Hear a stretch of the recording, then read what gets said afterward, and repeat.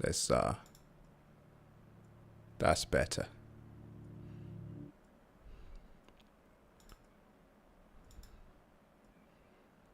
All right, testing. I hope that I'm audible for everybody to hear.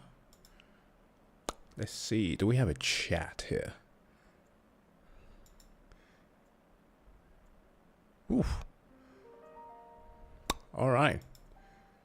I do fear that the chat is mostly going to only be seen for those who are on Twitch. I've had some issues trying to... hello there. Trying to set it up because this is the first time that I'm multi-streaming, so it's a little bit different today.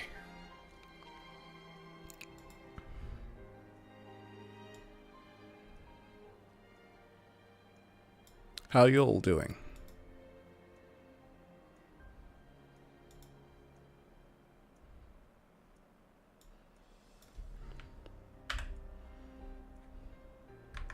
Actually, I can just do this, right? Should be able to see my chat, right? There. Okay, I can just monitor the chat over here instead. Good. Good.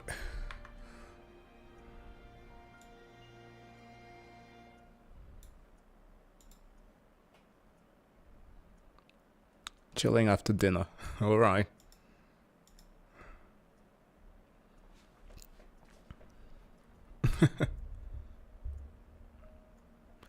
Alright, so plan for tonight is to go through the latest update that we got to see during the Summer Games Fest for Hitman, and that is dealing with Mikkelsen, or Le Chiffre from the James Bond movies, or more specifically, the one movie, Casino Royale.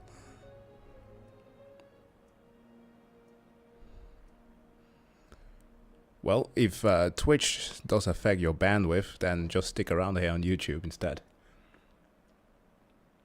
So we're going to start off with some Hitman. I'm very excited to see what they have in store. So let me just lower the music here and just jump straight into it. Right.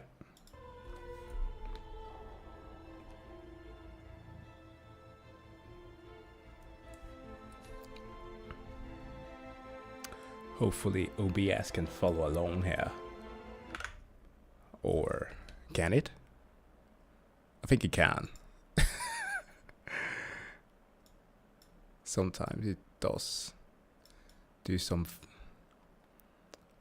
Sometimes it messes around a bit. Alright, we're good.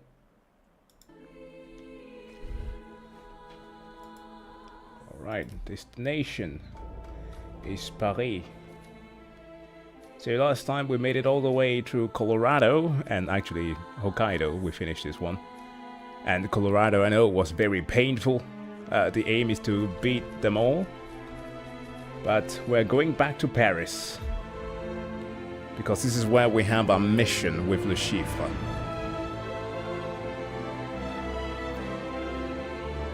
Just soaking in the music there for a bit. It always gets me hyped. Oh, hold on. I need to put on the chat here as well.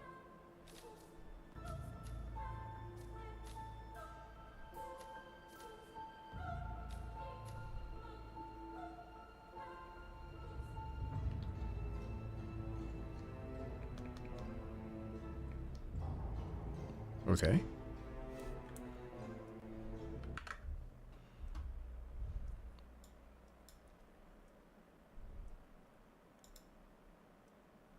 Are you sure? Please don't kill Mats again. He already died. Well, not on my watch.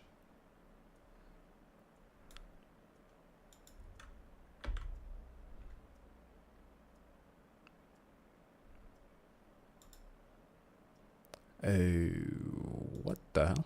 Okay.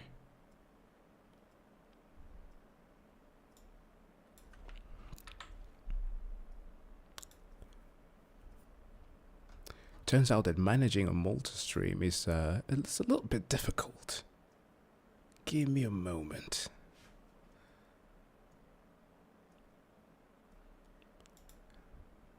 Just want to be able to see all your comments as well. Oh, I'm doing fantastic. Want to know why?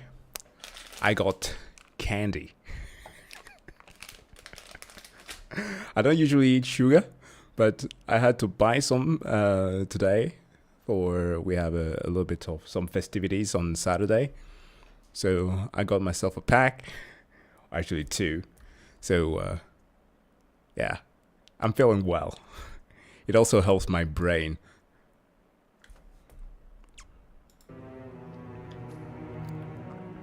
Okay, so let's dive into this. 47. Your target is the elusive shadow banker, known only as Le Chiffre. A financial mastermind with suspected ties to the criminal underworld. He has made a fortune manipulating global markets by orchestrating disruption to drive stock fluctuations in his favor. However, a recent failed venture left him in dire straits, losing vast sums of both legitimate and illicit capital. In a desperate bid to recover, he has arranged a high-stake poker game at the Casino Monarchique in Paris. Our clients have deemed this unacceptable. Should Le Chiffre succeed, it will fortify his ability to fuel a dangerous network, an outcome they cannot allow. Be warned, eye drops. Le Chiffre is calculating and ruthless. He will not go down without a fight. Good luck. Ooh, sounds interesting. We can poison his eye drops. That could be nice. Alright, do some planning here. We could go the tuxedo route, or we can stick to the usual stuff. The clown. Now, this is an elusive target, and the thing about this is that if I fuck up, I have to restart, else I lose the thing and I can't do it again. So I have to be careful here. I'm gonna need some poison.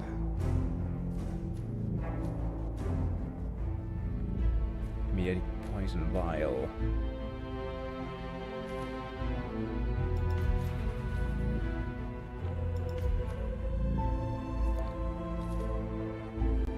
Oh, damn it, I don't have any of those unlocked just yet.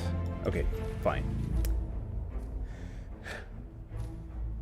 What can we smuggle in there? Distraction.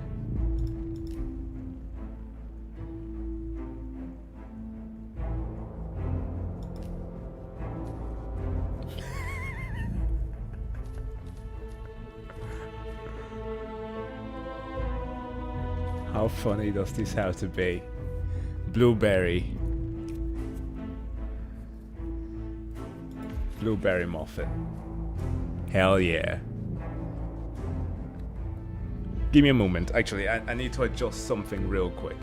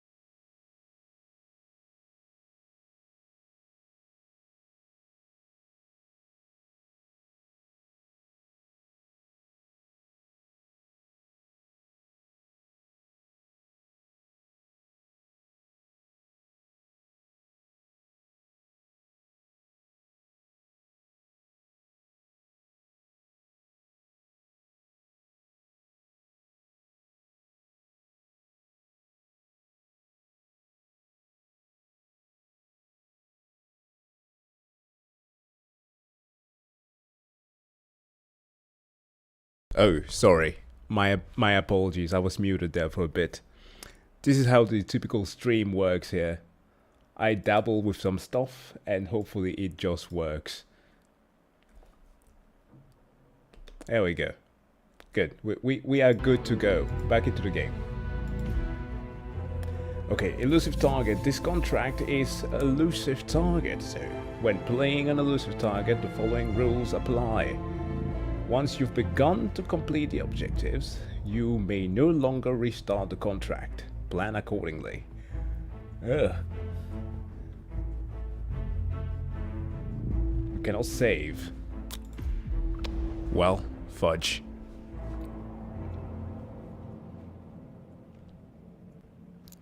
Fingers crossed.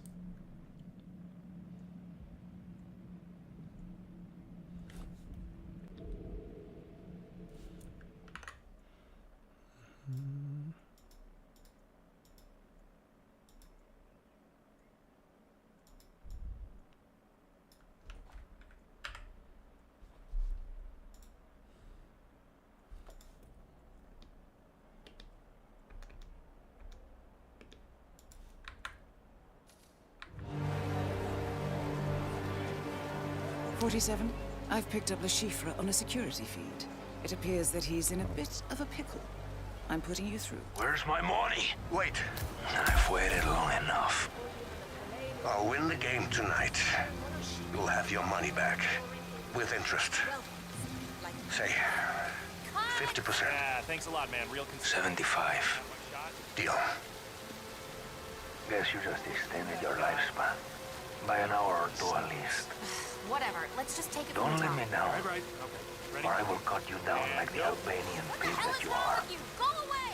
Statistically, it would have been unwise to kill me. Don't push your luck.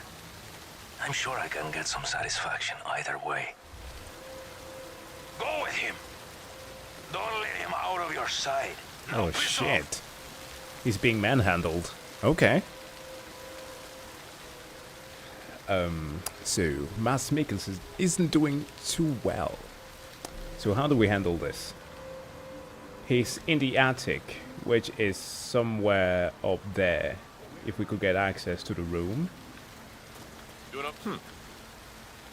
Oh, excuse you. We could kill him directly. But I think that... Let's try to do this the proper way, so that we at least get to see what the story is a little bit about. Step right in, sir. Let's explore.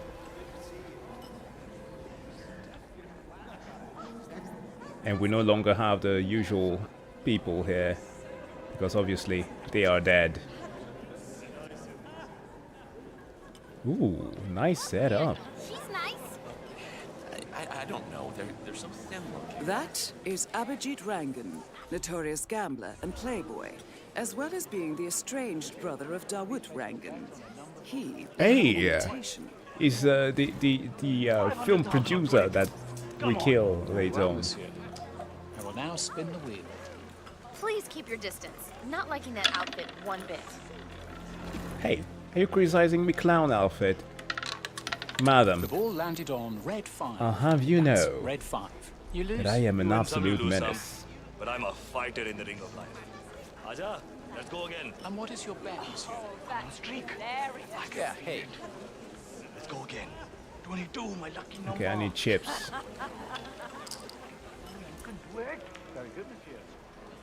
And let me guess, I need invitations to get past here. And your invitation, sir? Yeah, I don't have any just yet, but don't worry. I'll figure Well, it. that's a surprise. That's our old friend, Agent Smith. I wonder what he's doing here. Probably best to find out. We can't have any interference. Wait a minute. Is that... Oh, no. Okay, so we did the Hokkaido level. And in there's a dude that was stuck in the freezer. Well, look who we have here. Agent Smith. Didn't recognize you with your clothes on. Awkward, I know. What are you doing here? Assignment. I figured that out. You're not here for Murillo, are you? No. I'm after Lashif. He's American Interesting. butterfly. I was hoping to flip him tonight against the General. I was hoping to beat him. You have an invite to the game? As a matter of fact, I do. I need it. Straight to the point as always. Look, this might be doable. I think I may already have been compromised. There's a certain gentleman here. Are you gonna give me another 3-minute speech? Hear me out. I help you listen. Understood? Yes. Right. Okay. There's a man upstairs watching the casino floor, a Mr. Winding, ex-informant for the agency until he went dark. We believe he is working for Le Chiffre. And he knows who you are? Yes. He could blow the whole operation. And you want me to take care of him? It wouldn't hurt. I do this. You give me your invite. It's a deal. Okay. So we can deal with this guy and get the invite. Yeah, I can see the YouTube chat. Unfortunately, I couldn't manage to get both running as of now. I'll fix it for the next time. Hello, sir. This setup was just a little bit in a hurry. And what is your bet, monsieur? 10,000 or 22. Come on. Come on. Spin it. Okay, no more bets, no more bets. Let's begin. Alright. Don't gamble, kids. And we have the winning number. Red 34. Red 34. I'm sorry, monsieur, you lose. You win some, you lose some. Well, I'm a he's a fighter in the ring of life. Mr. Rangan, I don't believe we've met. I'm Tobias Reaper, and I'd like to propose a bet. Really? Today we gamble. Well, bring it. What were you thinking? 10 million on any number against your invite to the poker game upstairs. 10 million for the invite. You are crazy. But you're my kind of crazy. Let's go. You got the money? Not at the moment. Well, why are you standing here? Go get the chips and then we can play. Go. Okay, Diana. How He's is probably our never health gonna come plan back. looking like? Pagal hai kya? Monsieur, what would you like to bet on? Do we have 10 million on standby? I'm one of the clowns, sorry. Is now closed. We will begin. Cheese. Alright, madam. I guess you're the cashier. Ah, hi there. I need chips. Of course, sir. How much? 10 million euros. Oh, all at once? Okay, just Wow. a moment. Your name, sir? Reaper. Reaper. And may I have your clearance code? FCKRULES 47. All caps. Thank you, sir. Just a second. Oh, I can see 10 million has been transferred to the casino. God Are you sure damn. you want to cash them all in now? Yes. Very well. Just a second. 47. You have that much lying around. Yes. He does not want to discuss the details.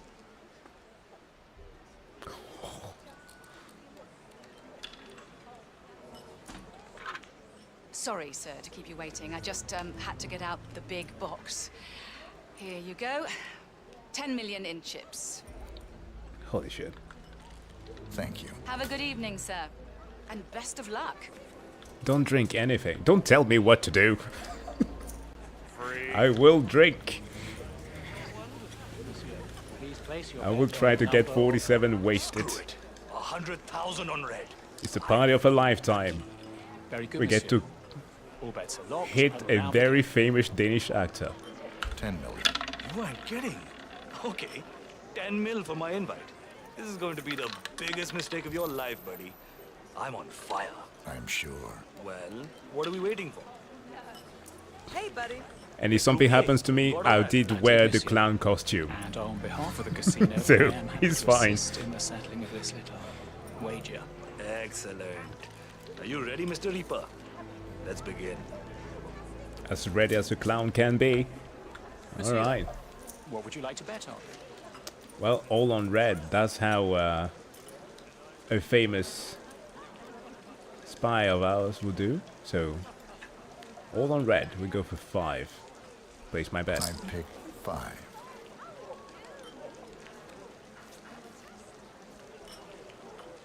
Right. Very well, monsieur.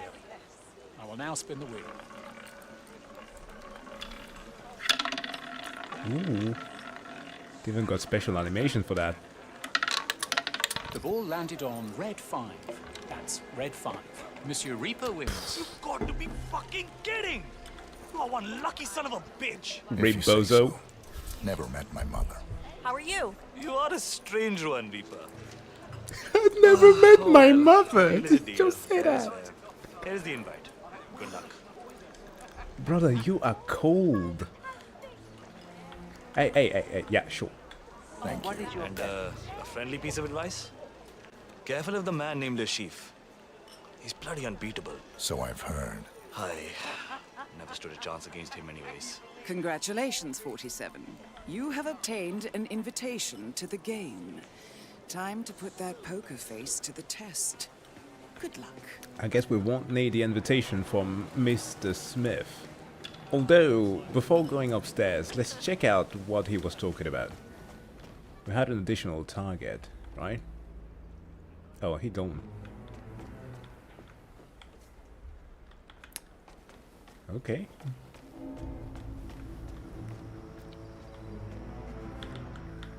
Oh, no. Shit ton of guards. Plus, I don't have the equipment needed to check for cameras. So let's not do anything stupid just yet.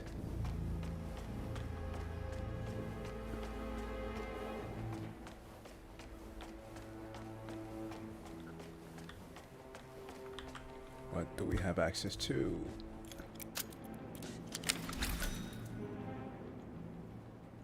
Those are the stairs. Technically, I could walk through this, right? No, I can't. Although I have the invitation, it's not permitted.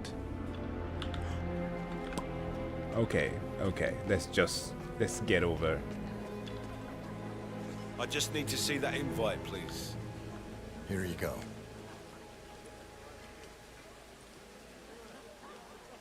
Very well. Follow me. Let in the clown. May I have your name, sir? Reaper. Mr. Reaper. That's not what it says on the invite. They couldn't make it. Very well. Excuse me for a second. I just need to let Monsieur Le Chiffre know that you're coming. It's protocol. Monsieur, your last guest has arrived. A Mr. Reaper.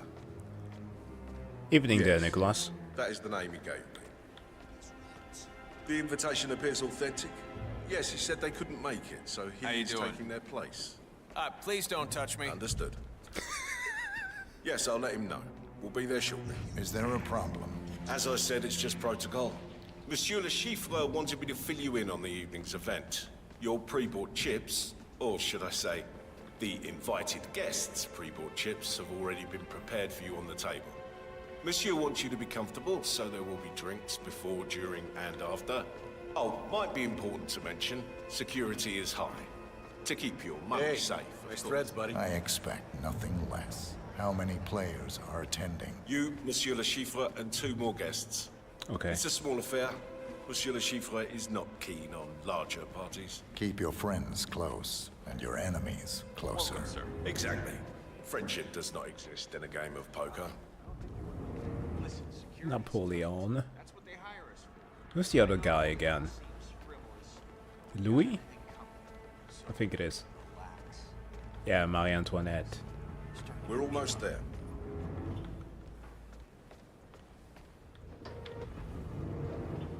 Very bourgeois. Here we are. Monsieur Le Chiffre would like to introduce himself before the game begins. So please. Thank you. That is Le Chiffre, shadow banker and mathematical genius. You need to stay on your toes. He has never been defeated in a poker game. And who's this guy? Who's staring so intensely? You look like a loco. Put on some real clothes. What did you say? Who are you to dictate what I'm supposed to wear? Look at you with that Hello V there. coat. Hi, ma'am. Will you serve me something that I can eventually poison and give to my Can I take that? I can take that. Freak.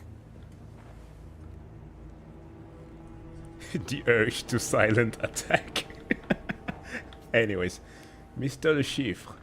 Good day. Mr. Reaper. RPG didn't tell me he had a friend. Don't tell me he gambled his invite.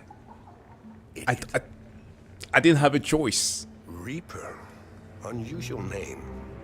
Or is that your real name? I've never come across it. Names are for friends, wouldn't you agree, Mr. Le Chiffre? True. I'm just not 47. fond of unexpected guests. I like to know who I'm dealing with. How thirsty are you? Shall we begin? After you. I did not have a choice in choosing to drink or not. Hey, but I didn't know the circus was in town, huh? I love these interactions. They're freaking great. This is it, 47. If you can beat Le Chiffre, he will be financially destroyed. Then General Murillo will take care of the rest. Esteemed guests, welcome to the VIP room here at the Casino Monarchique. I'm Monsieur Jameson, and I will be your dealer tonight. As per Mr. Le Chiffre's arrangements, we're going to play a cash game of Texas Hold'em poker. Your pre-bought chips have been placed on the table before you. Okay. We're going to get financially bankrupt. We will never A small blind we will never will be recover Mr. from Le this. Chiffre with 1 million euros, and the big blind will be Mr. Reaper at 2 million euros. Monsieur Smith. JQ. Yeah, I'll call. Mademoiselle Bai. Okay. I'll call. Just the queen. Monsieur Le Chiffre. Strong hound. I'll now deal the flop.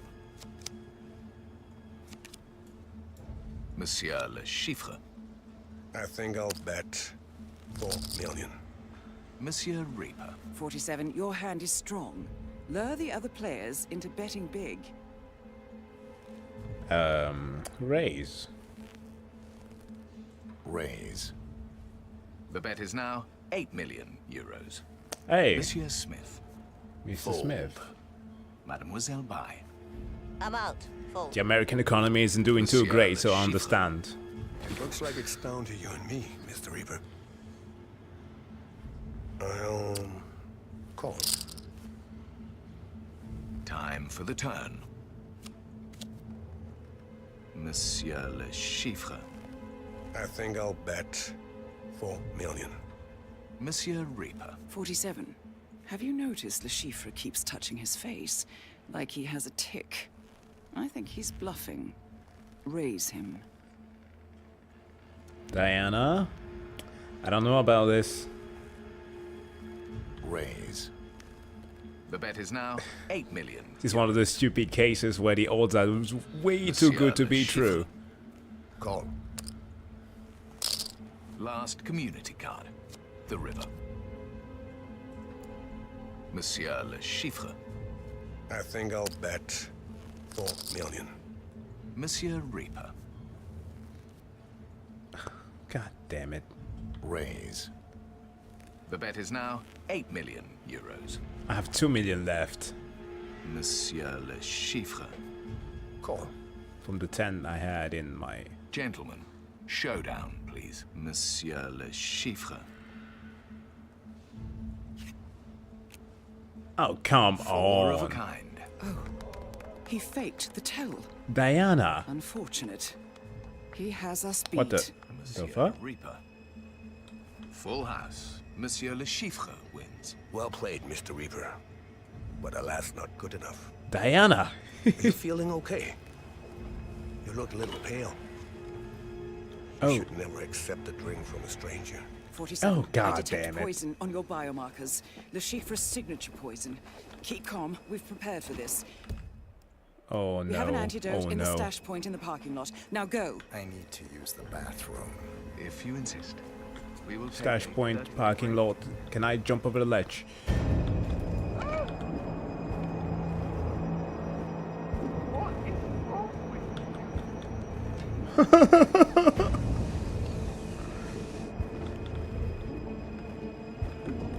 But which parking lot though? That's the better question. Okay, well, we're standing here. Fashion on the event, blah blah blah. VIP parking. Oh, I fucking hope this is. Shit! Hold on. This is also kind of my fault here for always having minimalistic gameplay when I'm playing Hitman. We need gameplay, minimap on. Thank you. HUD.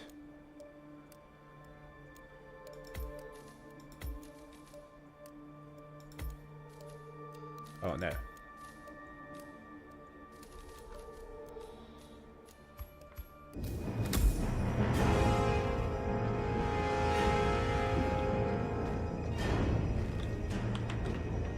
How long do I have before I die? No! I don't want to lose my elusive target right now. Shit. I'm an idiot. Okay, restore all default. Oh, Jesus.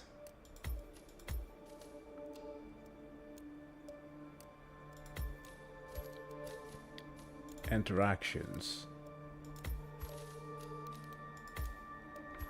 Oh, I could just restore from default for everything there. Oh, 37 seconds! Oh my days! Shit! Shit.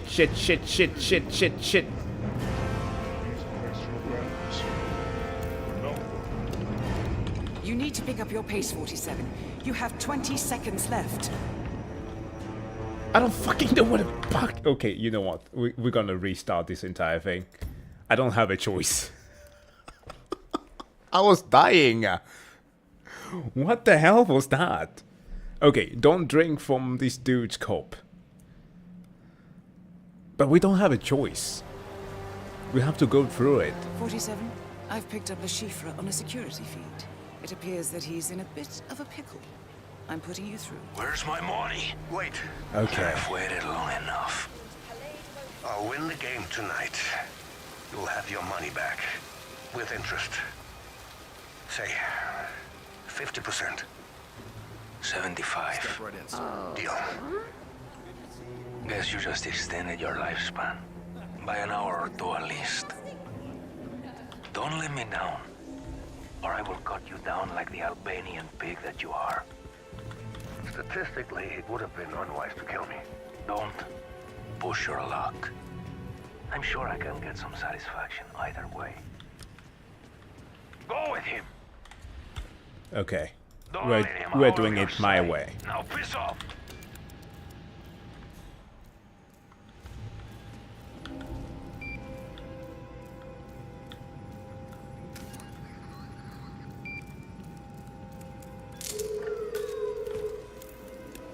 Okay, just like that, nobody will find us.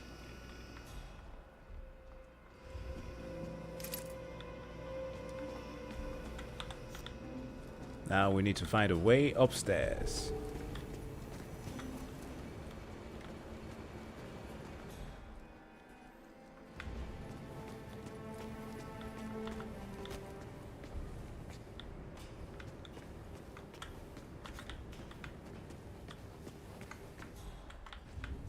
Oh. Oh, no. This is the perfect costume. Hey, buddy. Care to come and look at this? Do we have a place to hide the body? Yep. Oh. Okay. I think that's the better option. Come on. Got it?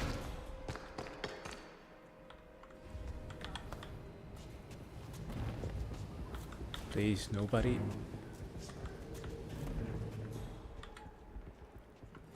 Oh no. Can I do this? As much as I can, and I won't let those rich idiots get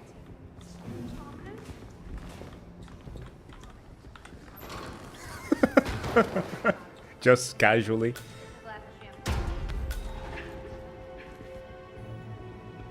Alright. We can't do it as a clown, though. Despite how hilarious it would have been. Okay, at least we can get upstairs and see what Reaper is planning.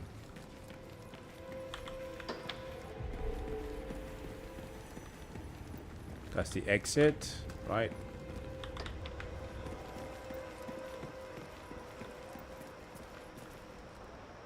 Oh! Oh, this is the parking lot. This is the one that they were referring to. Okay, okay, so I could have known the path then. I was just freaked out. Okay.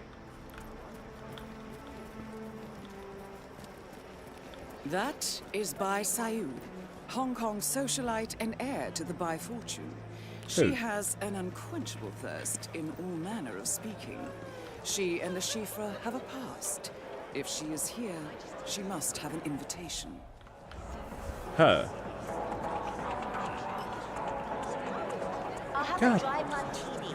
Shaken, not stirred. Put it on my tab. Yes, madam, of course. Your name? It's Mademoiselle, young lady. Mademoiselle Bai. Apologies. Just give me my drink. Martini, shaken, not stirred. Okay. Obviously, I can't talk to her staff. So, I need a new outfit. Here you go. It better be good.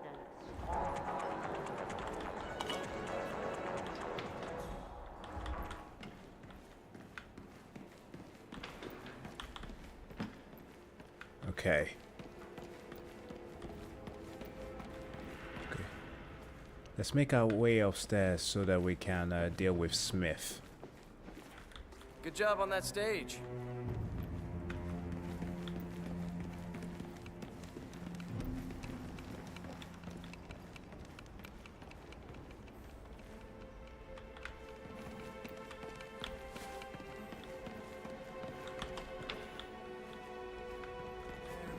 Why can't we go upstairs when those fancy suit guards can? Guess there are more important people upstairs than down here. Come on, it's a fashion show. We got plenty of celebs down here, and they trust us to keep an eye out for them. So why not upstairs? Look, I just told you. I don't know, maybe they have more important people. Yeah, good. Hey, if you see any of those knucklehead guards from downstairs, don't let them through. Gotcha. Understood.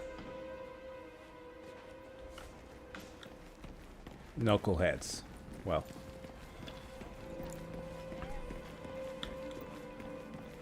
The chiffre means the cipher. Yeah.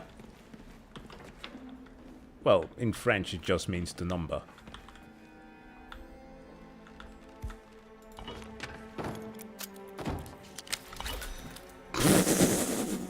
What? What? All right.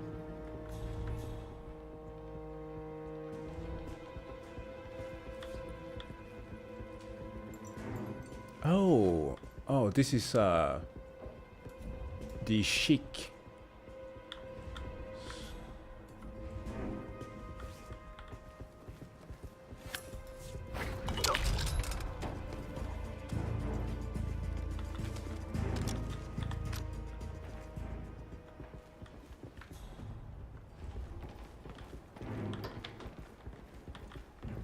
Yeah, that Arab aristocrat. He usually resides here. Okay. So I bet that he's already upstairs. Oof. God damn, his suite is nice.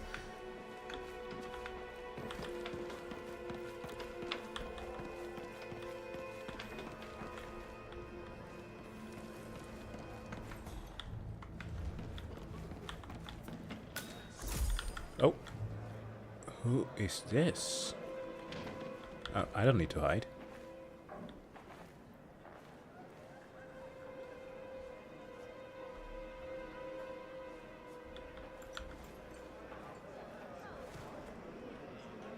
Nothing. Needs a ghost.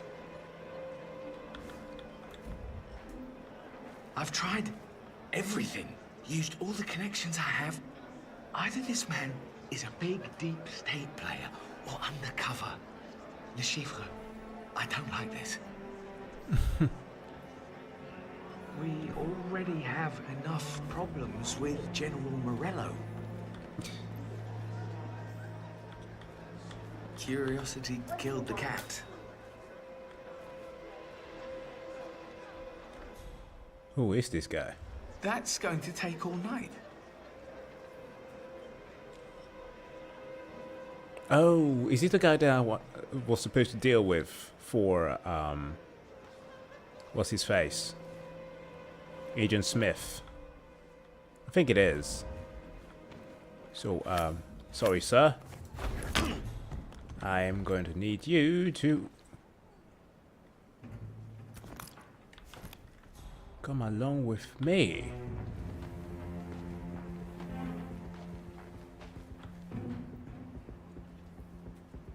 Oh. Hold on. I mean, we can survive one death.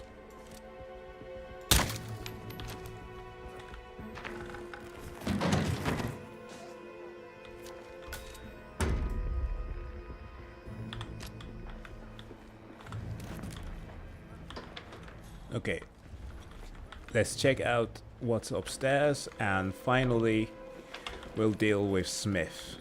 After that, we can presume as normal.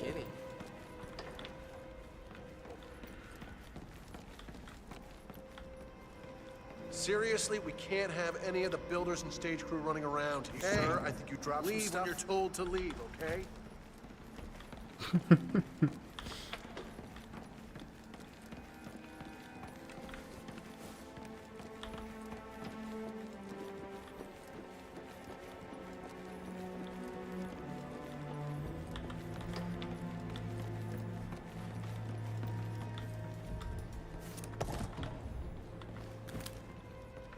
Get some strange noises here.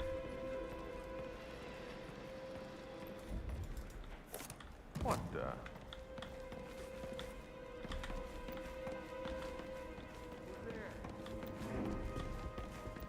Oh, come on. I'm going to sure check it. that your work on this.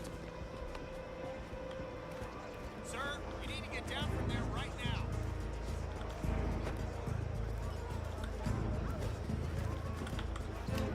Oh, no, up, up, up.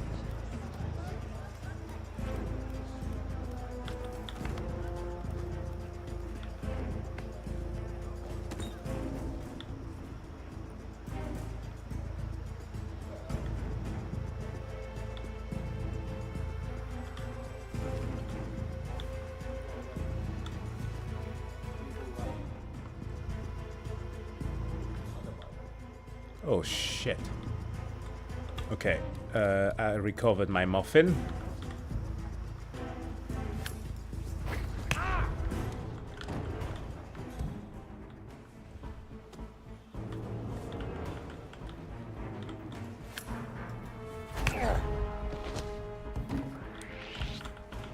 Hey, you! Get the heck!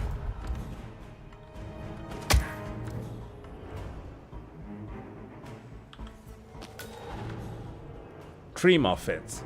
3 whole muffins it took to take him down. Oh, no, no, no, no. Oh. Shit. Okay. Can I... Will they see me? Whoa, what a shock. Oh, come on. You okay?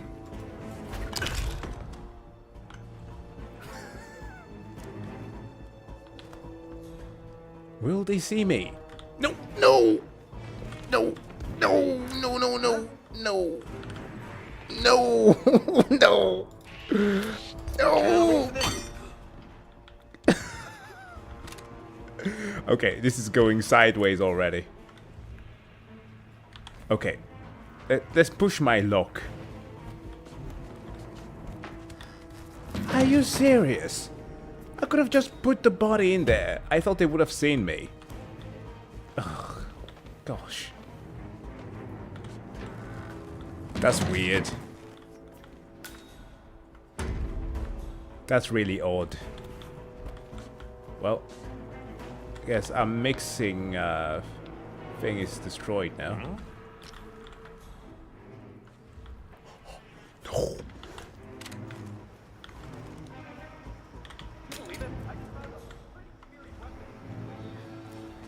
God damn it. No, I just started a vicious cycle.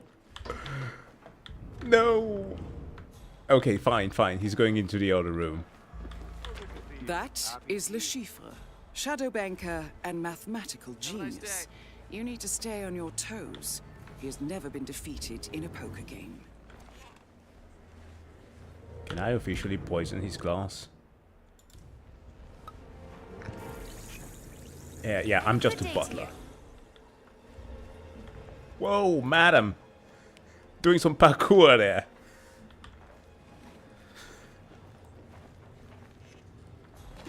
Wait, am I the dealer now?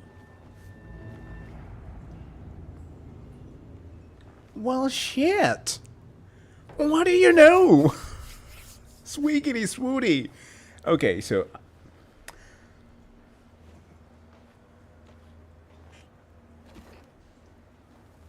Now, okay, well that's interesting. So we're going to make Mr. Le Chiffre lose, or do we support? You know what? No, Mr. Rangan. Fuck him. Let's begin. The small blind will be 1 million euros, and the big blind will be 2 million. Monsieur Rangan. The game was rigged from the start. It was indeed. Mademoiselle Bai. I'll call. Holy shit. Monsieur Le Chiffre. Call. I will now deal the flop. Monsieur Le Chiffre. I think I'll bet 4 million. Monsieur Rangan. Raise. Mademoiselle Bai. Raise. Monsieur Le Chiffre. Call. Monsieur Rangan. Call. I will now deal the turn. I mean, in all earnestness, it would have been funny to see Rangan win. I think I'll bet 4 million. Monsieur Rangan. Let's make this more interesting, huh? Raise. We just heard about the personal I don't relationship. think any of you gentlemen have a hand that can beat me. I'll raise. Monsieur Le Chiffre. Well, it all comes down to this. All of it. All in. Monsieur Rangan. I'll call. I will now deal the river. Monsieur Rangan. Let's end it right here. I'm all in. Mademoiselle Bai. Well, boys, I'm all in. Showdown. Please, Monsieur Rangan. Mademoiselle Bai. Oh. Monsieur Le Chiffre.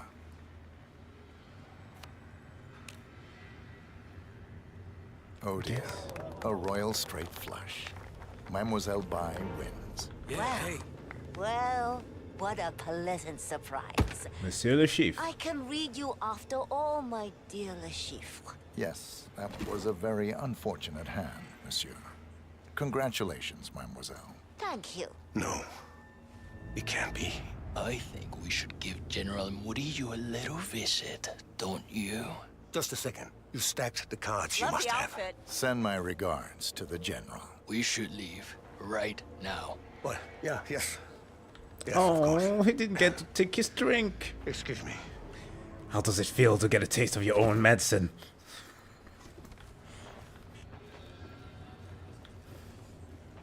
Well, it would have been better if you took this medicine, but... Looking good, man.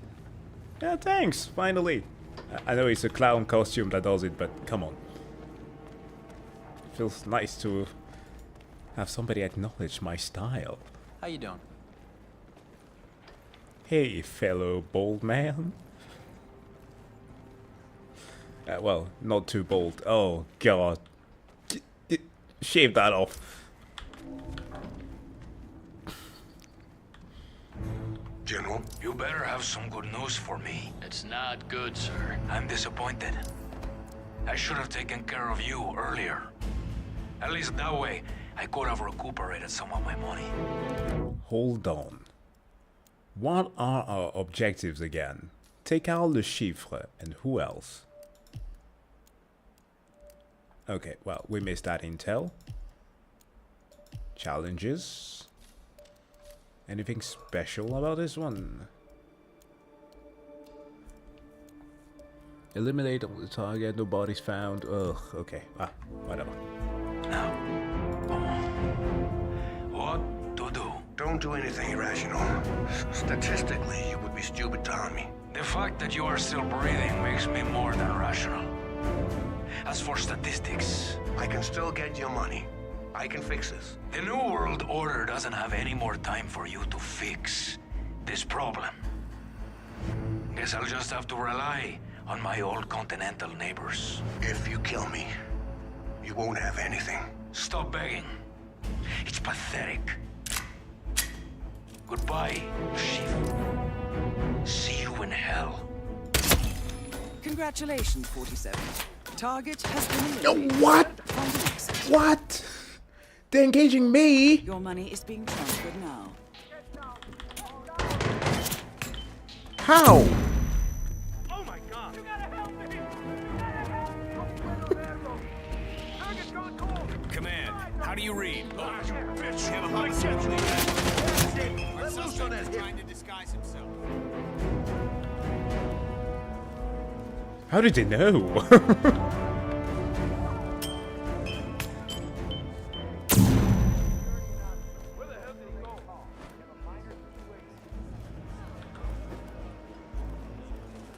A minor situation. Well, we can escape this, right? Right?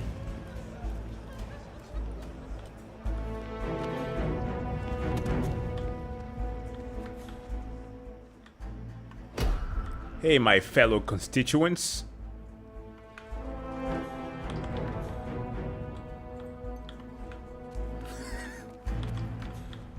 Oh shit.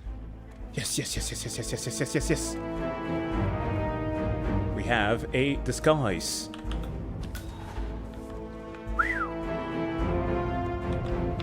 Just in time.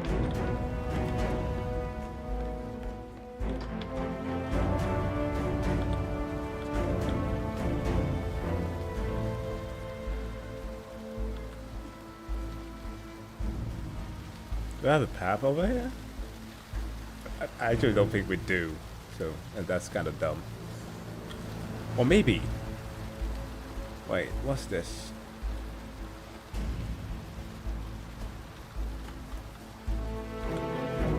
Oh, Jesus Christ, 47.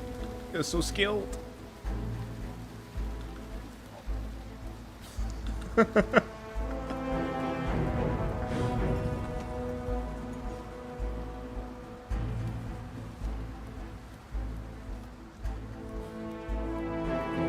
They never know what hit them.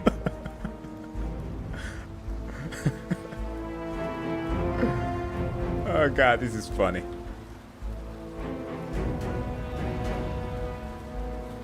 Dude was lollygagging the entire time. See, this is just 47 flexing his climbing skills. He knows just how good he is at this.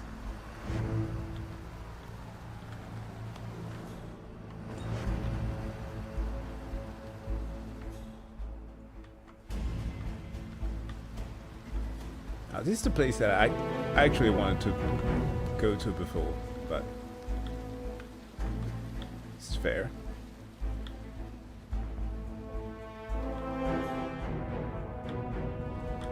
Let's go. Let's get out of here.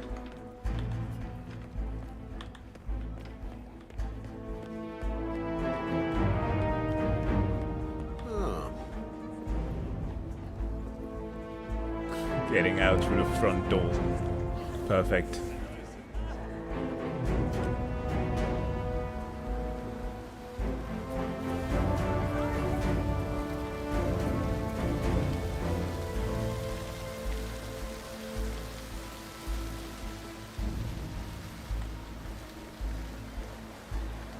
Payday next week. Oh no, I already got paid. Okay, well, that was that mission. Like a ghost. Only got a few shots in my back. No. Forget what I said. Jesus Christ. Okay, that was fun. The unfortunate part about this is that you can only do it once. Ugh. Yeah, 21 minutes.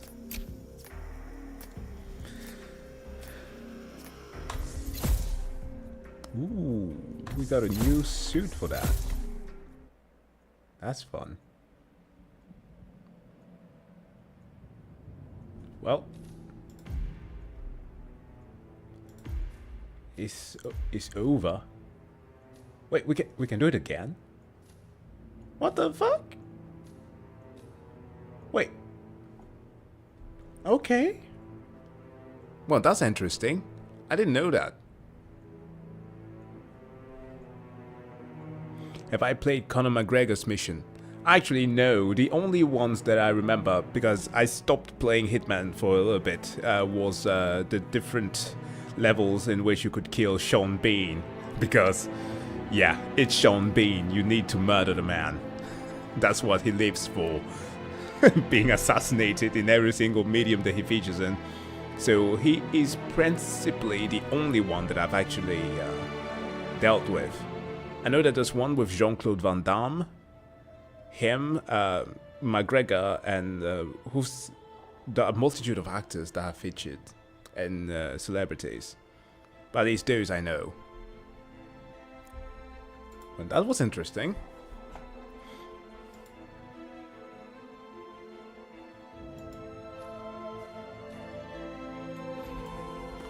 Ooh, what do we have here? Yeah, Sean Bean. The altar. This. Oh my god, there's a shit ton. I've not played enough Hitman.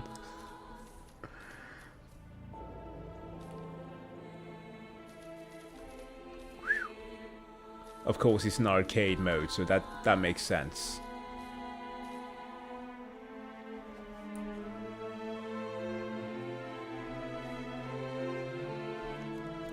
Alright folks, how about we switch for a little bit here and do some reacts.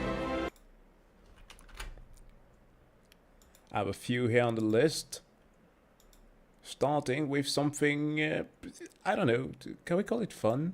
I don't think it's fun. It's a little bit dark, but whatever. I want to give it a look. There's a lot from the Discord, but this one is interesting. Let's head to Japan. Japan is always full of wonders. And this one is on an interesting character.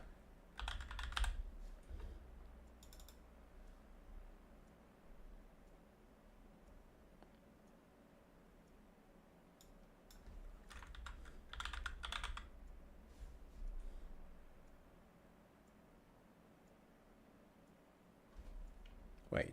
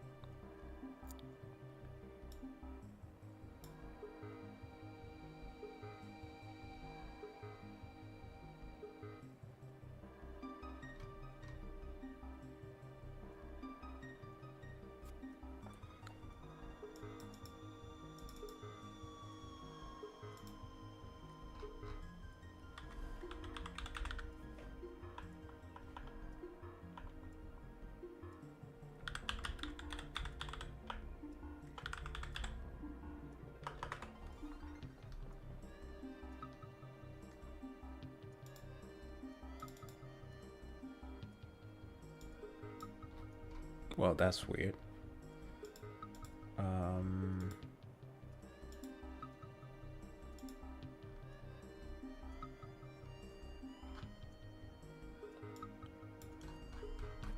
I don't seem to be able to activate some of my links here.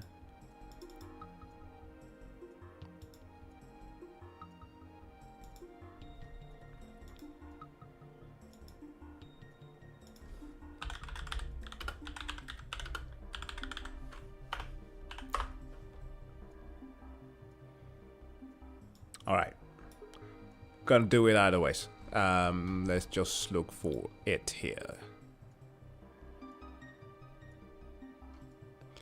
Yeah, I just finished playing that that mission with Le Chiffre.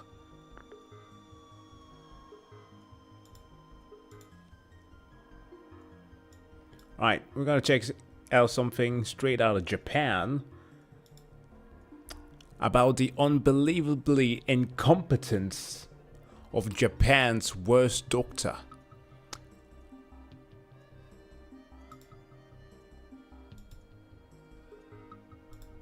So let me turn these off and let's get to it.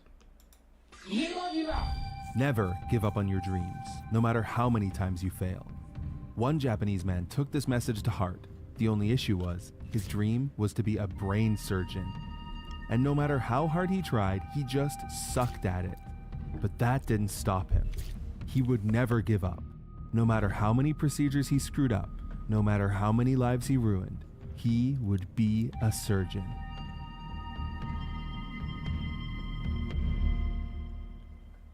It's July 2019, and Matsui Hiroki has just been hired by Akko City Hospital, the only hospital in, well, Akko City. Akko is one of those small Japanese towns with not a lot going on. Akko City. The biggest landmarks are the train station, sounds a familiar to shrine, me, and the ruins of an old castle. Matsui had been recruited by Dr. Chiba, Akko's top neurosurgeon, who was impressed by his experience at Kyoto Memorial, a big hospital.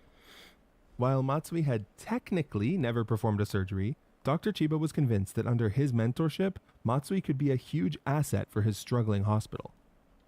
Okay, sorry, what? How can you... How can you even do that? I have friends who are currently studying to be... what do you call them? Man, in Danish we call it jordmor. First moms? At least those who are supposed to help ladies carry the baby to term.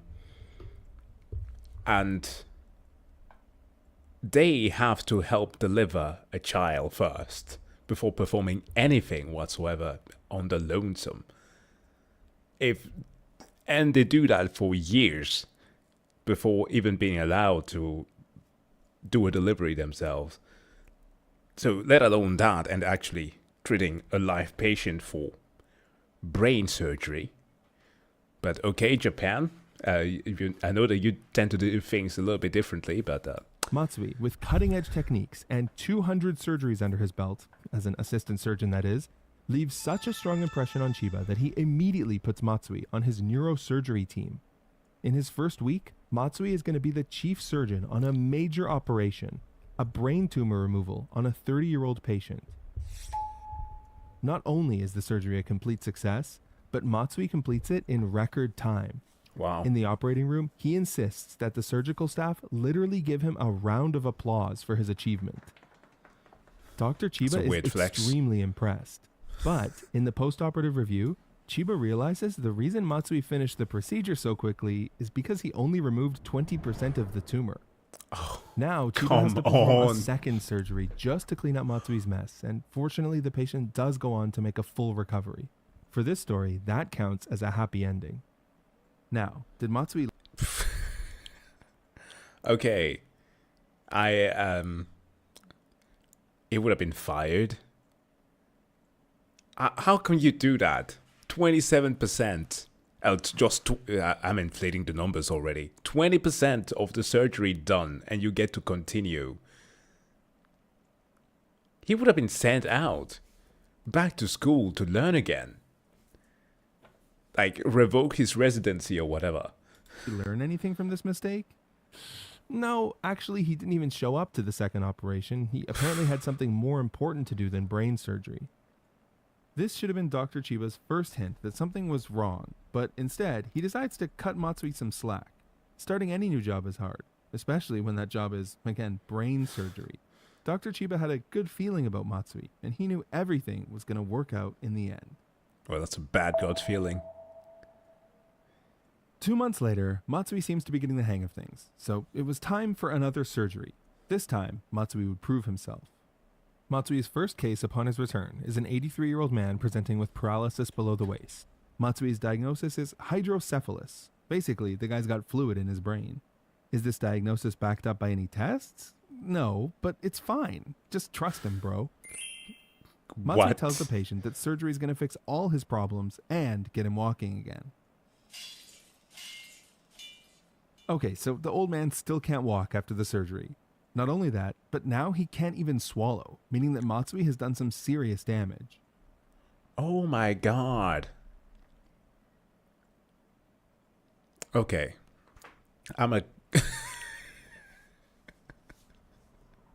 Listen. There are certain people in this world who deserve a spanking.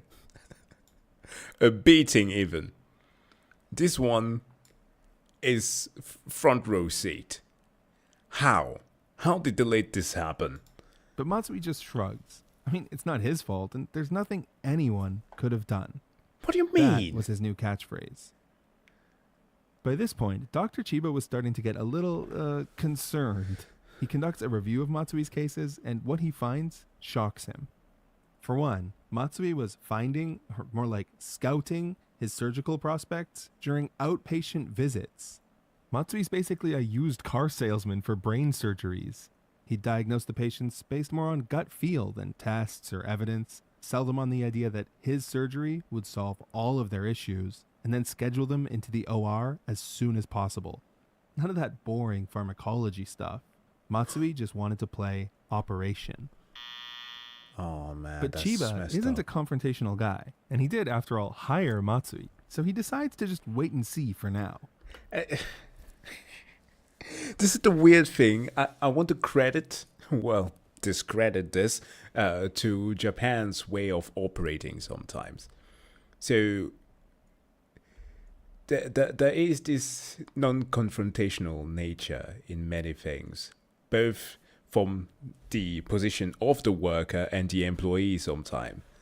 I've heard from people who have traveled abroad to work as either English teachers and or other positions, that quitting your job is very, very freaking difficult.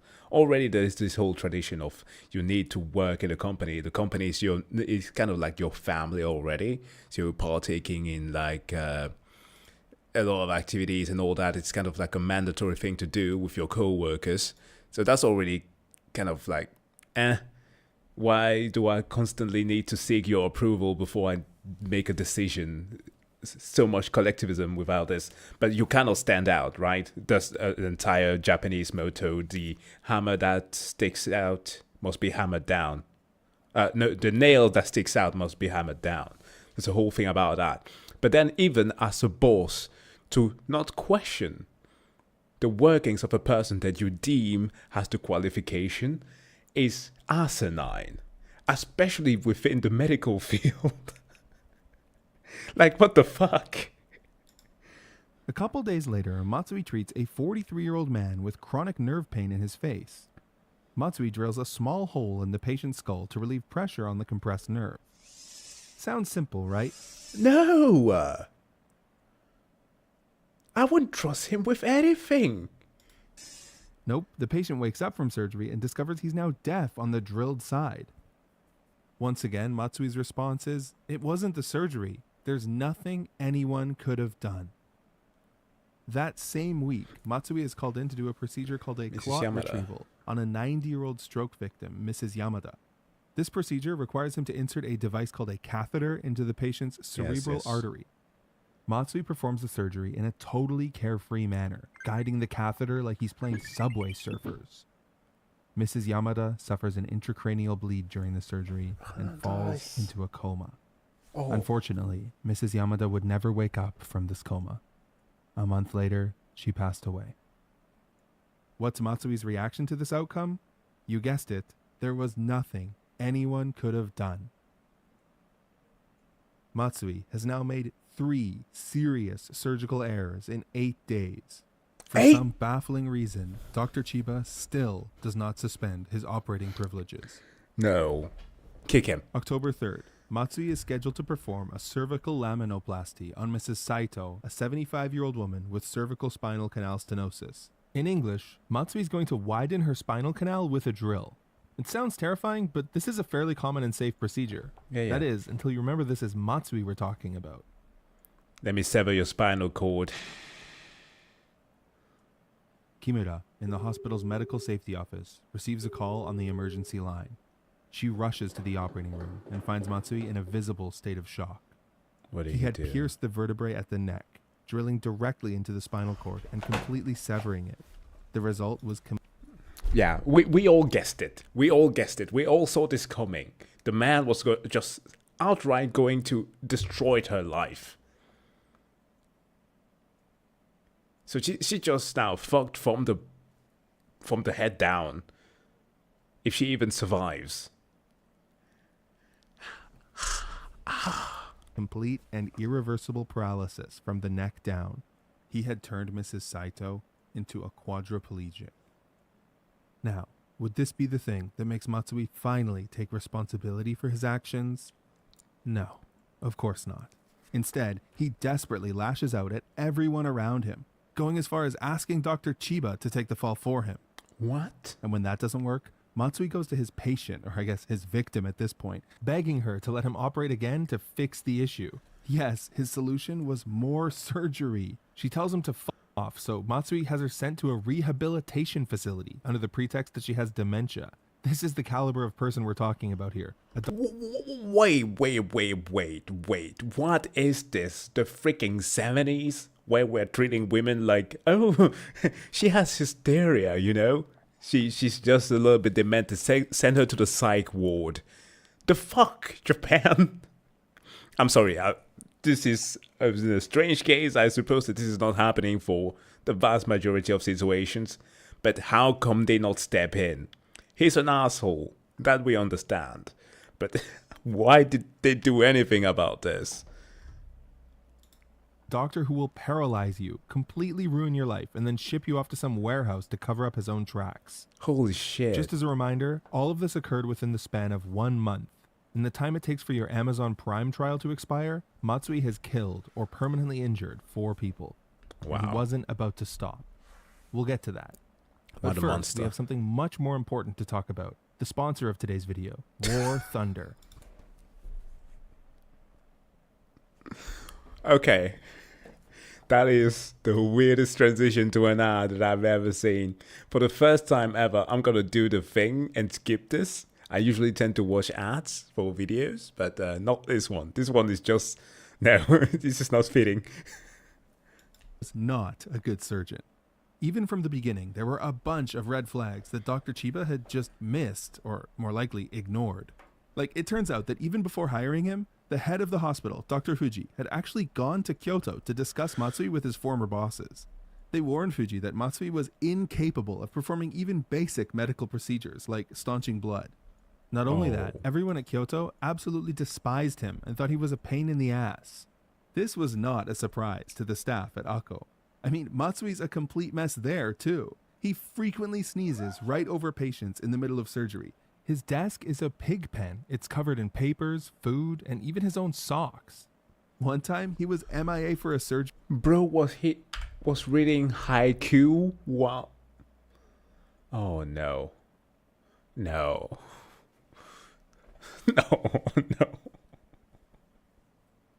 No, I don't want my I don't want my professional worker spending half his time and desk covered in shonen. No, let alone his socks. My God. Papers, food, and even his own socks.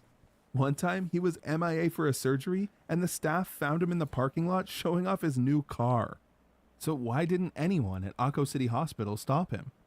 Well, for some mysterious reason, Dr. Chiba simply refused to give up on Matsui. Despite everything he's witnessed, despite everything Matsui screwed up, Chiba still clung to the delusion that Matsui could be an asset to the hospital. They must have like some familial connection.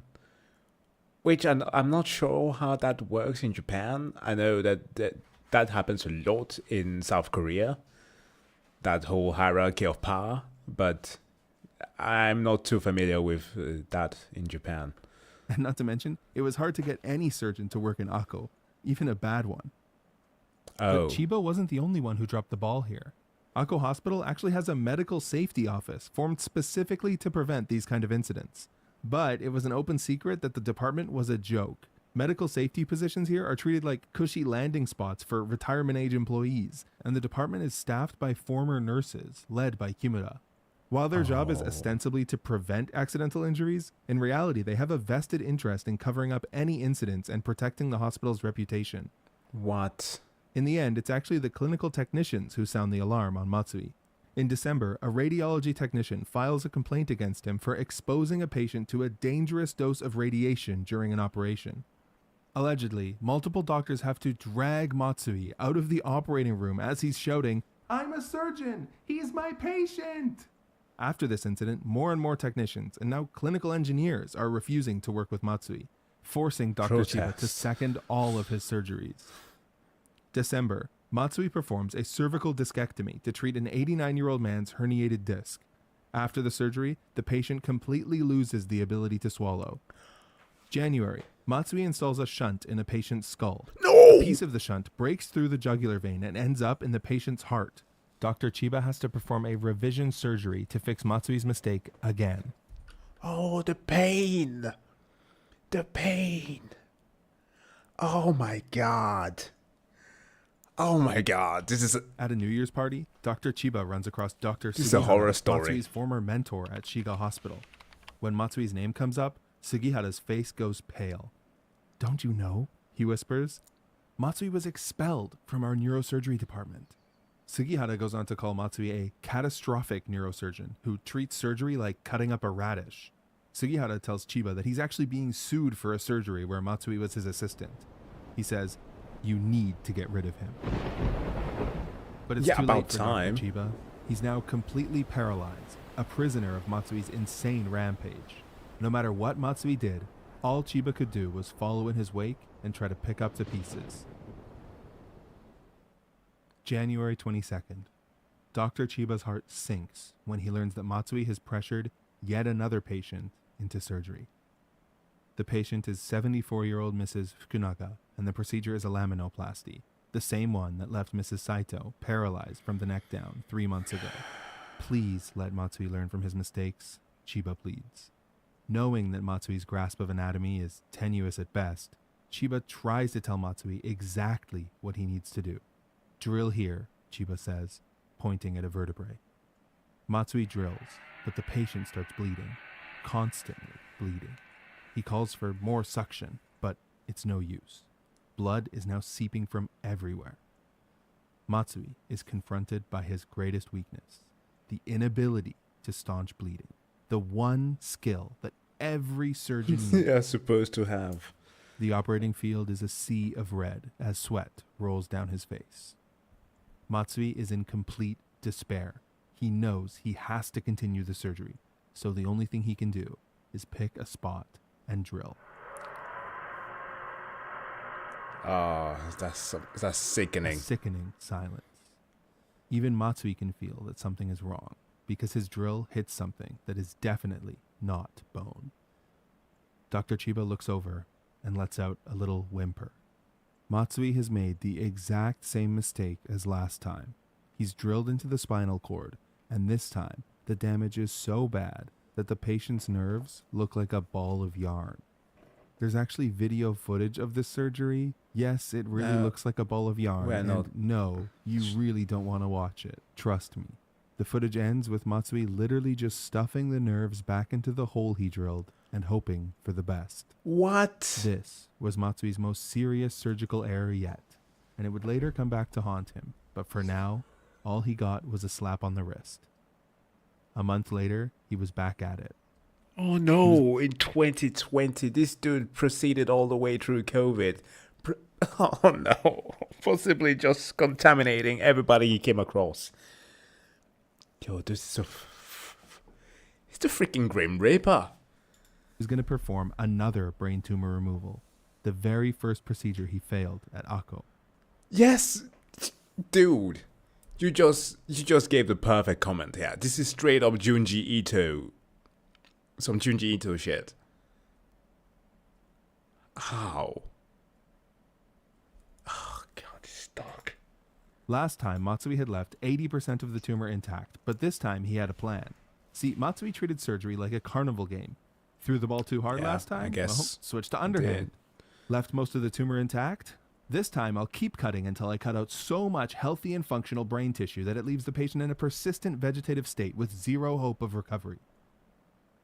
It's only been 8 months since Matsui started working at Akko Hospital, and he's been involved in as many serious medical errors. In 2 of the 8 cases, the patient had lost their life. This was the last straw. The hospital's entire surgical staff now straight up refuses to work with Matsui. As the chief clinical technician put it, I don't want to be involved in another murder. The medical safety office calls the director of the hospital, Fuji, in a panic. Only now they're beginning to realize the severity of the situation and how much trouble they're in when the public finds out. Kimura, Fuji, and Chiba all start arguing and pointing fingers at each other, but there's one thing they agree on. Matsui is to immediately be banned from all surgeries. The nightmare is over. Or at least, that's what they thought. For now. But the story is about to get truly, truly insane. You see, Matsui was going to fight this. His dream was to be a surgeon. And how come you escalate this situation? We've already hit rock bottom. How are you going to turn the bar? How are you going to push the bar down to hell? He would never give up.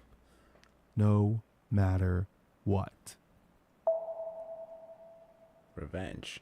Matsui has essentially barricaded himself in one of the hospital's conference rooms. It's been weeks since he's seen any patients, and at this point, he gives all of his instructions to nurses via text. Akko Hospital has no right to take away my surgical privileges, he angrily mutters to himself. I've done absolutely nothing wrong. Therefore, the only logical explanation is that someone at the hospital was out to get Matsui, and that person was obviously Dr. Chiba. Yes, the person who bent over backwards for him the entire time, cleaning up all of his messes, was out to get him. Matsui begins plotting his revenge. His first act is to author a report detailing every single surgical error he's made, or rather, every single surgical error he hasn't made. Matsui's report is a treasure trove of fake data and blatant lies. You see, none of his patients ever suffered any side effects, and if they did, it was in no way his fault. Most critically, Matsui places the blame for all of his errors squarely on the head of Dr. Chiba. This is like the current media sphere, where like we can all see the things, we are all witnessing one reality, whereas some are just blatantly spewing out nonsense that we can all be like, hello. Look outside the window. Take away the blinds. We can all see this. Holy shit. Claiming that it was all because of his lack of supervision, or in some cases, even claiming that it was Dr. Chiba actually holding the knife. Most surprisingly, perhaps out of shame or sheer resignation, Dr. Chiba actually signs off on the report. Just like that, Matsui is absolved of all responsibility by the medical safety office. But it's a hollow victory, because the hospital still won't lift his surgery ban. So he needs to get creative. Matsui realizes that even under a surgery ban, he can still operate if he happens to be the only doctor around when a surgery occurs. Oh. One night, Dr. Chiba receives a call from the hospital. The doctor on the line is in a complete panic. Matsui was on call that night and took a patient into the OR for an emergency catheter surgery. Like a demon who's been sealed away, Matsui has escaped his prison to wreak havoc. Dr. Chiba rushes to the hospital and stops the surgery immediately, but the patient's condition still deteriorates the next day. Of course, this incident only intensifies Matsui's hatred for Dr. Chiba. After everything horrible Matsui's done so far, what he does next is so revolting, so deranged that it can only be described as pure evil. You see, Matsui decides that the best way to get back at Dr. Chiba is to drag him down to his own level. Since What? Matsui's banned from surgery, he follows Chiba into surgeries as his assistant, then spends the entire procedure Try to berating sabotage Chiba him. and telling him that he could do better. Yeah, it's not enough that Matsui's the worst surgeon alive, he's now heckling other legitimate surgeons. Eventually, Chiba relents and gives Matsui the knife, because of course he does, and Matsui gives the patient— What is this? Oh god, okay. This Dr. Chiba is one spineless... Funny, because, yeah, this entire video has been dealing with severed spines. One spineless asshole. Stand up for yourself, mate. a lung contusion, because of course he does. For once, Dr. Chiba learns from his mistakes and doesn't give Matsui the knife anymore. So what does Matsui do? He gives up and reflects on his mistakes. No, just kidding, of course he doesn't. Instead, he literally barges into one of Dr. Chiba's surgeries and tries to knock the drill out of his hand so that it'll look like Dr. Chiba injured his patient. Let me repeat that. A surgeon went into an operating room in order to sabotage a surgery. But somehow it gets even worse. Somehow Matsui's not done. Not satisfied with just ruining Dr. Chiba's career, Matsui decides to sue the hospital for taking away his surgery privileges and tries to get Dr. Chiba arrested. Oh no, that's Remember ridiculous. that completely fake report Matsui wrote? Using that report, Matsui claims to be a whistleblower with evidence that Dr. Chiba was not only guilty of criminal malpractice, but that Chiba and the hospital were framing him to cover up Chiba's crimes. And you know one of the reasons why something like this could actually work? It is because Japan has one hell of a stupid system that really does not rely on modern tech. Applying for anything, for the most part, will always be done through mail, physical paperwork. That is bonkers. Like, I've been to places where you need to do that all the time. In Spain, where my parents live, we was applying for residencia, which is the documents that you need to have so that you can have residence in the country. And that had us do insane backs and forth for weeks because we had to deliver things through paper, to mail. But eventually, that got upgraded so that it is now something that is being done digitally. But over there in Japan, for the most part, it's just paper, which just leads to a bunch of fraudulent stuff being done.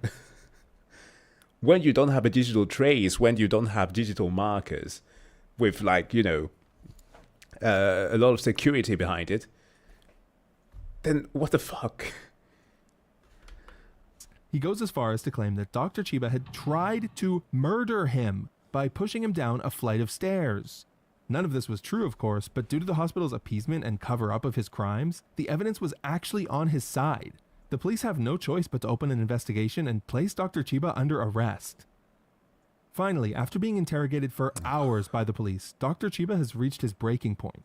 He releases every record he has, every single email from Matsui where he's crying, throwing a tantrum, begging Dr. Chiba to take the blame, and trying to put the fault on someone, anyone else. Matsui is utterly humiliated by this and withdraws his lawsuit, but he has one last trick up his sleeve. He goes straight to the hospital's director, Dr. Fuji, and says, "Maybe I don't have enough to bring down your hospital, but I can make everyone here's life miserable. Don't say a word about what I've done here to anyone. If you do that, you'll never see me again." Fuji is terrified, and seeing an opportunity to finally be rid of Matsui, he makes another deal with the devil. No. Matsui resigns. At this point, it seems like Matsui has won. Despite being the worst doctor alive, despite ruining countless lives and throwing everyone who tried to help him under the bus to save his own ass, he's gotten away scot-free. And that would be the case if he had just retired then and there. But remember, Matsui is a surgery junkie. He's a medical terrorist, and his only purpose in life is to spread malpractice and misery to as many people as he can. And that misery was finally about to catch up with him. A literal man baby. Matsui happily starts his new job at Suita Tokushukai Hospital, where he works in the emergency department. He's no longer a neurosurgeon, thankfully, but he plans to take a specialist exam for catheter surgeries in a few months and get right back on the saddle. Remember, this is the procedure that he botched so badly that he killed a 90-year-old patient at Akko. Within a week of Matsui arriving, something strange and incredible happens at the hospital. Everyone notices that Matsui doesn't know how to practice medicine. Then again, it's kind of hard not to notice when you're holding a patient's lips and Matsui keeps accidentally pricking your fingers with the needle instead of stitching the patient's mouth together. Yes, this actually happened. Just for fun, let's go over a few of the numerous errors Matsui made during this time. What? He sent a woman with a broken jaw home without treatment, attempted to administer an IV of adrenaline to a patient not in cardiac arrest before the staff stopped him. Brother, dude, this was done 4 days apart. Just a couple of years ago. Left used syringes contaminated with hepatitis C on a patient's bed and forgot to give a 90-year-old man dialysis for 3 days, leading to his unfortunate death. These are excerpts from 50 pages of incident reports filed against Matsui. Yeah, like I've mentioned, by some miracle, the staff at Suita don't follow the Akko playbook and sweep these accidents under the rug. In fact, Matsui quickly becomes a joke at Suita and eventually has to resign. After leaving Akko, he would never find steady employment again, just bouncing from hospital to hospital. Matsui also ends up failing the catheter exam he was practicing for, not just because he was incompetent, but because it turns out, surprise, surprise, he fabricated dozens of surgical records. Yeah, Right. It turns out those 200 surgeries as an assistant was a blatant lie, and Of he had been in course. 30 to 40 at most. Yeah, and that's the problem. That's such a huge deal. This whole idea. I've had discussions about this with my partner a lot about the merits of a degree. Like, sure, it leads you to certain places, and it's like a necessary requirement for most people today to get access to a job. Unfortunately, most of us, our generations, Gen Z, what am I including? From millennials onwards, it was a necessity to have that to get any type of employment. But that often leads to some, for example, getting access to something where they could have passed the bar with just a failing grade and zero expertise. Like just barely passing, not a failing grade. I have to correct myself there. Just barely passing. And you have 30 to 40 instead of 200. That's a big margin, okay? It's a big difference right there.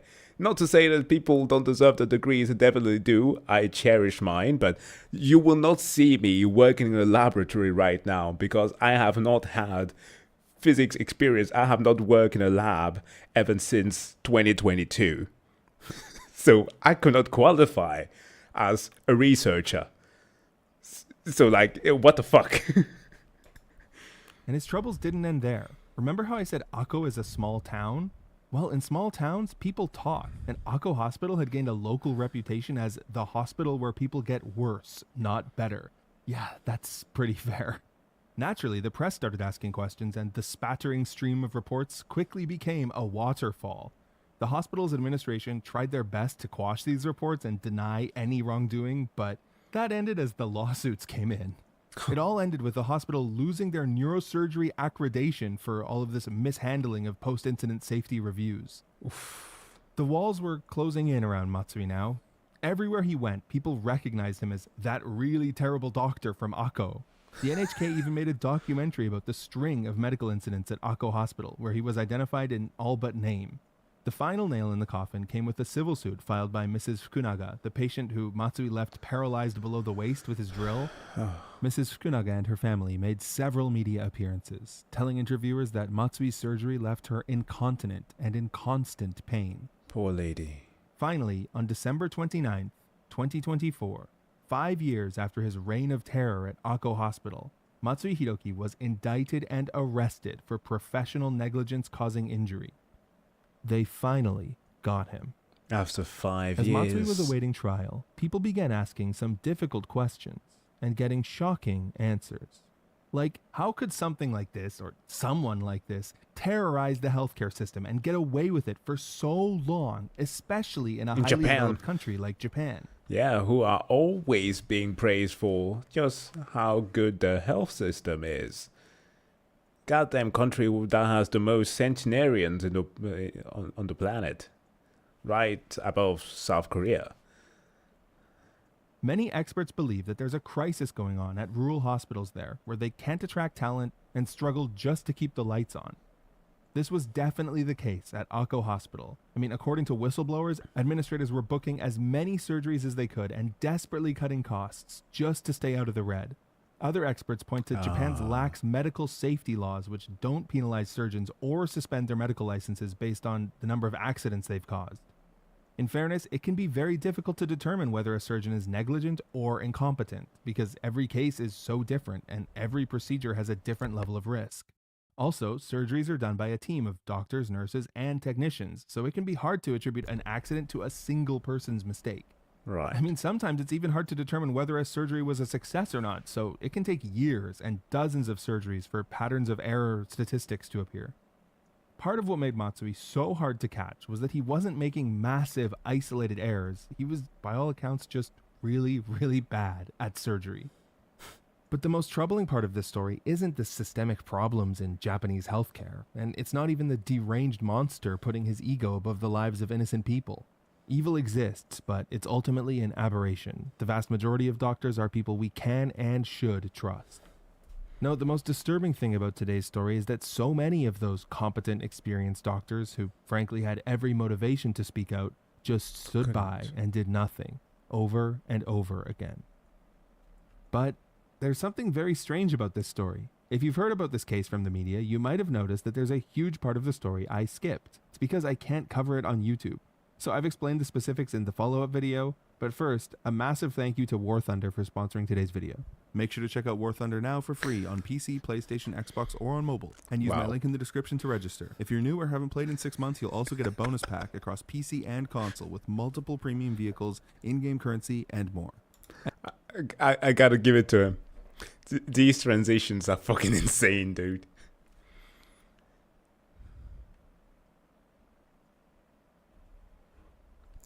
The college degree for a job is freaking nightmare. Yeah.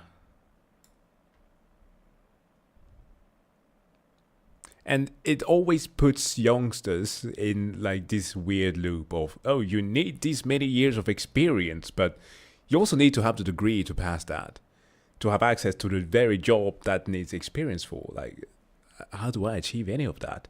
It's impossible. And now, of course, today we have the whole nonsense there with AI and people trying... Oh, somebody's playing Stellar Blade.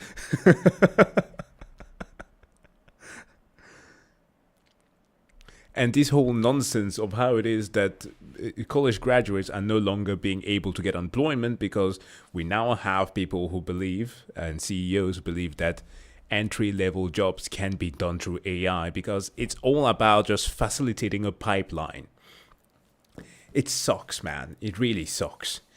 Let people get job experience. That's what the experienced workers are there for, to help the new ones get acquainted with the job. Yes, it takes some resources, but you're supposed to do that.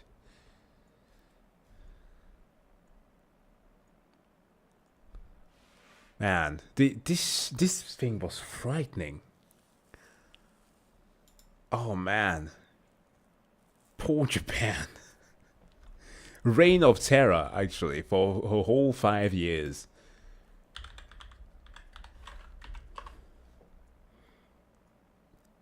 Okay, so we had a thing here with paraplegics. And I guess I have to do another one. I know, what a weird way to start a video. So this next video that we're gonna check out is something straight out of the VTubing loving mommy, aka Shuon Head, who put out a late video about 9 days ago about the average male fantasy. Okay, so this ought to be interesting.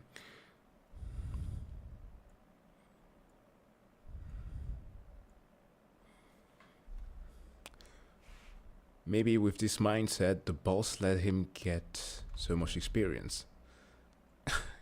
It could have given him experience, but he barely even dared to speak about anything. But he was resistant to learning.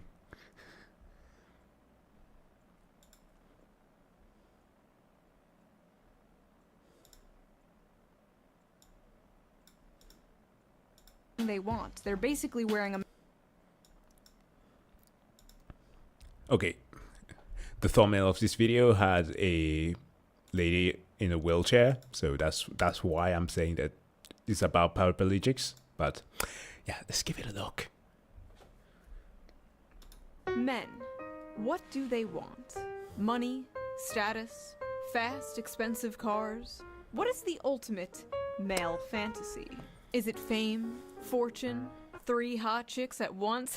Hell yeah, brother. No, according to men on the internet, it's something a little more simple.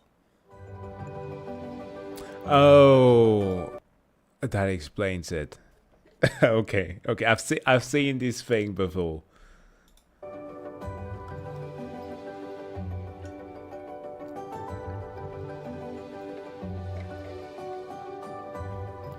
This is literally just a fetish. I fucking hate men so much. Men are why we can't have nice things. What? As I was working on an upcoming video, I made the terrible mistake of logging onto Twitter, where I saw this post. A montage from the anime Josie, the Tiger, and the Fish, a movie about a college student who's assigned to take care of a paraplegic girl, and spoiler, eventually they fall in love. Many men were yearn posting in the replies of this tweet and talking about how they wish to fall in love and would love a relationship like this, while many others, mostly women, were absolutely f***ing disgusted at this. Why would a bunch of men be fantasizing about being with a woman in a wheelchair? Seems pretty creepy and predatory, right? Also just unrealistic and problematic. Well, in this video, we are going to be talking about why so many men resonated to that clip and this movie, and why so many people are so confused as to why. We are also going to be reading some absolutely unhinged tweets, as usual, to get to the bottom of why such a wholesome post turned into, once again, another battlefront for the ongoing, never-ending gender war. It's so dumb. This entire thing is so dumb. It's so much like rage bait, but we still come back to it. Ugh. The same thing was done with like a post the other day. There was this thing about, I can't remember if it was an actual athlete or like a jacked dude. Or this a dude who was already sportive, who had gained some pounds and went through court. There was like a frame, 2 pictures of him, the before and the after, and the question was asked like, "Ladies, which one do you prefer?" And like there were guys who were baffled by the fact that a lot of women answered that they preferred the guy who carried some more fat on his frame rather than, you know, the jacked, bodybuilding looking guy. To which, yeah, the ensuing comments for that absolutely were unhinged. It's the same thing from both sides of the aisle. People are just insane on Twitter. That's the thing. Don't ever take your takes on relationships from fucking Twitter. Men versus women, women versus men, the male loneliness epidemic, the female loneliness epidemic, the dealing with dating apps. Do men prefer thin women or curvy women? Brunettes or blondes? Do women like dad bods or fit men? Do they like beards or clean shaven? Oh yeah, that reminds me. Let's quickly get into today's sponsor, Henson Shaving. You ever just accept that some products are just garbage? Like for years I thought ripping your tights on the first wear was just a part of being a human woman. We just accepted that. That's just how it is, sweetie. Hey Nick, welcome to the stream. Life is good so far, and we're about to learn how bad it can get. But that shouldn't be how it is. It's a bad design. And that's why I like Henson Shaving. Because if you've ever used a multi-blade razor, you're probably sick of the irritation, the razor burn, the overpriced blades, and you probably think, That's just the way it is. But it doesn't have to be how it is. Thanks to Henson Shaving. Henson Shaving is on a mission to improve shaving, with no gimmicky subscriptions or moisturizing strips, but with real innovation and a focus on your skin's health. I've said this before, okay? Forget the expensive razors. I can do you a better one, Shu. Use a knife.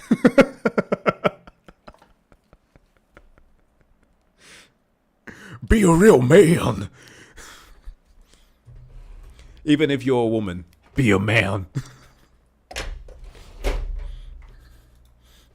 What really sets Henson apart is their engineering. That was my with their inner Henson alpha male. AL-13 safety razor being manufactured in an aerospace machine shop The gay that built wolf parts within for the me. International Space Station. This precision allows the blade to extend just 1/1000th of an inch beyond the shave plane, less than the thickness of a human hair. The razor prevents any bouncing or skipping, resulting in an irritation-free shave every time. And here's the best part. Once you invest in a Henson razor, it's a lifetime purchase. The only thing you'll need to replace are the blades, which literally cost only 10 cents each. Real so once men you own use the razor, machetes. you'll be spending like Yeah. $3 to $5 on blades, compared to the ongoing cost of buying expensive plastic cartridges. Henson's store offers a variety of colors and even a titanium version, so you can pick the razor that best fits your style. So if you're tired of razor burn and overpaying for blades, now is the perfect time to make the switch. Just head over to hensonshaving.com/shoe and add both a Henson razor and the 100 blades to your car, and then enter code SHOE at checkout to get the 100 blades for free with your purchase. Right. Your skin, your wallet, and your environment will thank you. Big thanks to Henson Razor for sponsoring this video, and thank you, the viewer, for not skipping the ad.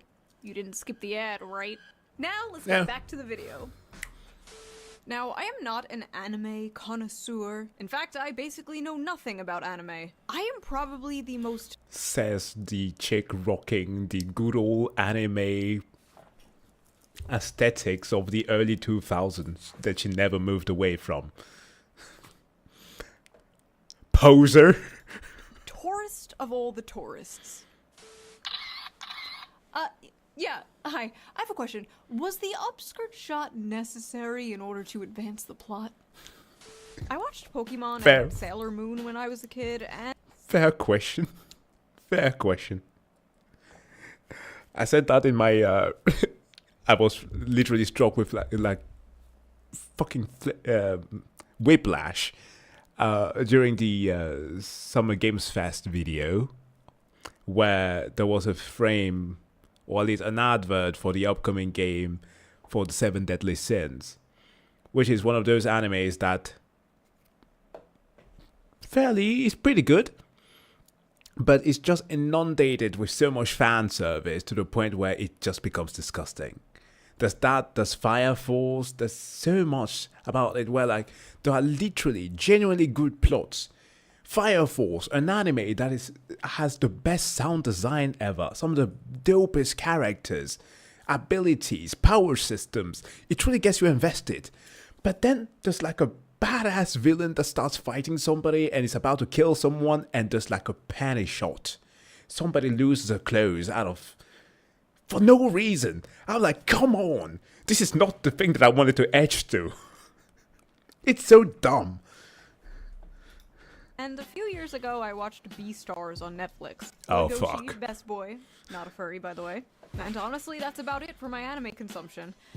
Unless you're counting VTubers. If you're counting VTubers, I watch a lot of anime. But because of this clip going viral, I watched Josie the Tiger and the Fish, and, well, I thought it was a good movie. I recommend watching it. I thought it was a really cute, good story. I only cried a little bit. And I completely understood what the tweet meant by calling it the average male fantasy. So, what was wrong with it? Why did this clip go so viral in such a negative way? Why were thousands of people angry at this post? Well, let us dilly-dally no longer and read some of these angry replies to get a better understanding of what the issue is, shall we? Wholesome male fantasy, and it's fetishizing a disabled girl for him to control. Oh no, they think, Great. Oh god, why? Always vulnerable, always happy, always needs you, pretty perverted. Where are these fan fictions coming from? There were like hundreds of tweets just like this. Why did they see a cute montage of a happy couple, a man and a woman happy, together? I know. Because that's what the internet's algorithm is promoting out there. Like, how many times do you see these wannabe freaking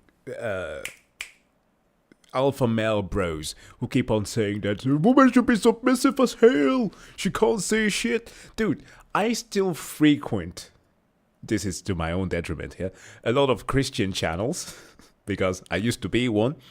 Not to bash any Christians right now, okay? This is just a simple take. I'm just mentioning my own life experience right now. So I still follow some Christian channels, and there are some that have done the whole Christian life grifting of showing how a proper Christian partnership should be like.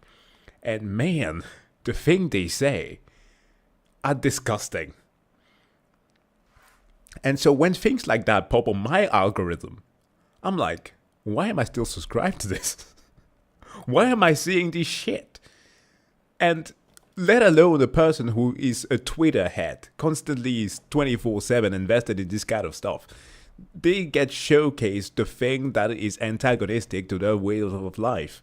And thus they respond in the most asinine way because they don't know better. Unheard of. Why do they see that and then immediately come to these conclusions? Like, as someone who actually watched the movie, Josie is not always happy. And she's absolutely not portrayed as some, like, vulnerable, ooh-woo, sex doll waifu.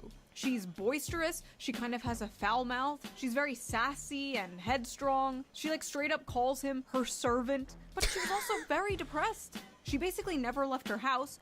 She was basically a girl failure. As a former girl failure, I love to see representation in media. But they actually show her disability, like, not in a good way. Like, they don't romanticize it, they don't sugarcoat it. And I noticed, unlike a lot of movies, unlike a lot of romance movies, at least like the Hallmark kind, where it's like the stuffy male lead learning to live life from the quirky, cute female lead, he's already got his shit together. And she learns to live life from him. He encourages her to live her dreams. And in return, he learns to live life in a completely different way. And I thought that was really cool and sweet. Also, the animation was really good. Is anime good?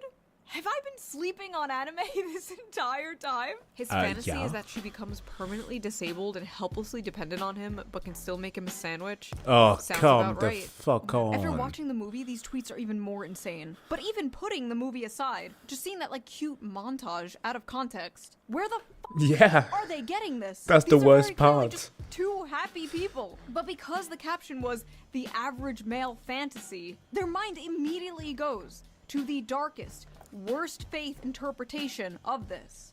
Yeah, that's the internet for you. That's the fucking internet for you. The same thing happened with the whole McDonald family not too long ago, right? A happy McDonald family, and everybody had to be pissy about it. These people can't see any humanity in men. They can't see any humanity in humanity in general. Average male fantasy equals girlfriend with no agency who's completely physically dependent on you and forced into blanket subservience and compliance. Sounds about right. You males are weird for fetishizing physically disabled women. Average male fantasy It's not is having a physically fetishization. disabled girl that they can abuse however they want. Got it. Not to be that guy. I'm gonna be that guy. The infantilization of the physically disabled here is a little, dare I say, ableist. The implication here that people in wheelchairs cannot find love, and if they do, the person who loves them literally just loves them because they— Oh, God. I don't know if I should say this. We had a guy in university that we used to call Hot Wheels. That is so fucking mean. I just thought about it. That is so fucking mean. But we used to call him that, not because of him being chair-ridden, okay? But because he had the greatest riz ever.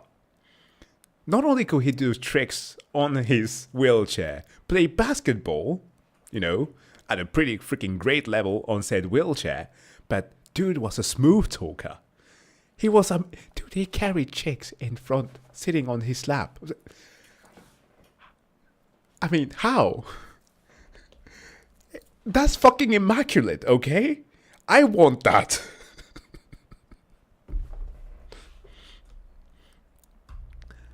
I already have an idea of editing this while adding the Tokyo Drift soundtrack going on. But yeah, Hot Wheels is fucking awesome. And yeah, stop infantilizing disabled people. They can't run away. Weird. Average men can't even be nice to their healthy and normal girlfriend. What makes you think they'll be able to handle a disabled person as their lover? Whoa. Normal? What do you mean by normal? These people are just so ableist, chat. Can you believe it? Chat? Chat? I don't even live stream. Who's chat? I'm disabled, blind, so I showed this to my boyfriend. He says, I love you because you're you, and you make my days happier. So what if I have to drive you places or help you with cooking and cleaning? I would have done that anyway. Disability has nothing to do with it. I love you. Ma'am, I don't know how to tell you this, but, your boyfriend is a rapist. Sorry you had to find out this way. You show this as fantasy because it's not true for the majority of men who participate in abuse of disabled people. No, the fantasy is the woman appreciates his efforts to make her happy. Stop lying and abusing women and the disabled. Your meds, schizo. You don't even know that f***ing guy. What do you mean stop abusing women and the disabled? Bitch, who are you? Also, the majority of men participate in abuse of disabled people. Are you okay? The majority of men are not abusers. That is a very, very small minority of men. Yep. The majority of men are men that just wake up, take a shit, get out of bed, take a shower, go to work, come home, and wait for GTA 6 to come out. Some of them don't take a shower, but beside that, that's true. That is the majority of men. Men commit 95% of all rape, but okay. Barging into the romance section of Barnes & Noble like, attention everyone! Me! Where is that coming from? So close, this is fetish content. Ah yes, the dirtiest, most taboo of all fetishes. A happy relationship. Oh, honestly, in gosh. 2025, that might be true. Oh, you want a wife and kids? You sick fuck. But this is literally just a perverted fantasy, LMAO. You think it's a perverted fantasy because... How do I put this nicely? You are a pervert. Literally seeing a cute montage of a male and female character having fun together, being in love together, and being like, rape! He's a rapist! That's true. This is a fetish! Are these people okay? Stop watching porn. Wait, this is a woman. Okay, stop reading Taken by the Werewolf Billionaire. Or whatever the fuck. I like how the comment goes, I'm still hyped for GTA 6. I am too, okay? I am too. You read. I swear to God, some of the shit women read would make the most depraved internet gooner blush. Oh. You bet. You fucking bet. You absolutely bet. Never, ever listen to your girlfriend's audiobooks. Some of them are very insightful, especially when they got actual hard copy. They think the older ass hard copies are good. But whatever is done to example, there is a video that I reacted to not too long ago by a YouTuber called Degenerosity that had to deal with a very interesting author. I will blast it here whenever I'm editing this video for YouTube, who was going after young men. And the depravity from that is just a taste of what is out there. I don't think that any dude, like literally, has ever made something of the sort. But, whew, boy, let's continue. Or so I've been told. This is literally just a fetish. Okay, listen, I'm not gonna pretend there's nobody out there who's like, she can't run away, she has no legs. I'm not gonna sit here and pretend there's nobody out there who has a crippled, disabled fetish, okay? I've been on the internet for 20 years. I've been on DeviantArt. I've seen shit you wouldn't believe. But the majority of people, probably most, if not all the people responding to this, do not have a cripple fetish, okay? I have to point out one thing. I visited DeviantArt not too long ago because I realized that I actually have a profile there back when I used to draw. I want to say that the site is worse than Rule 34. Like, what the fuck happened to DeviantArt? Seriously, what are people doing?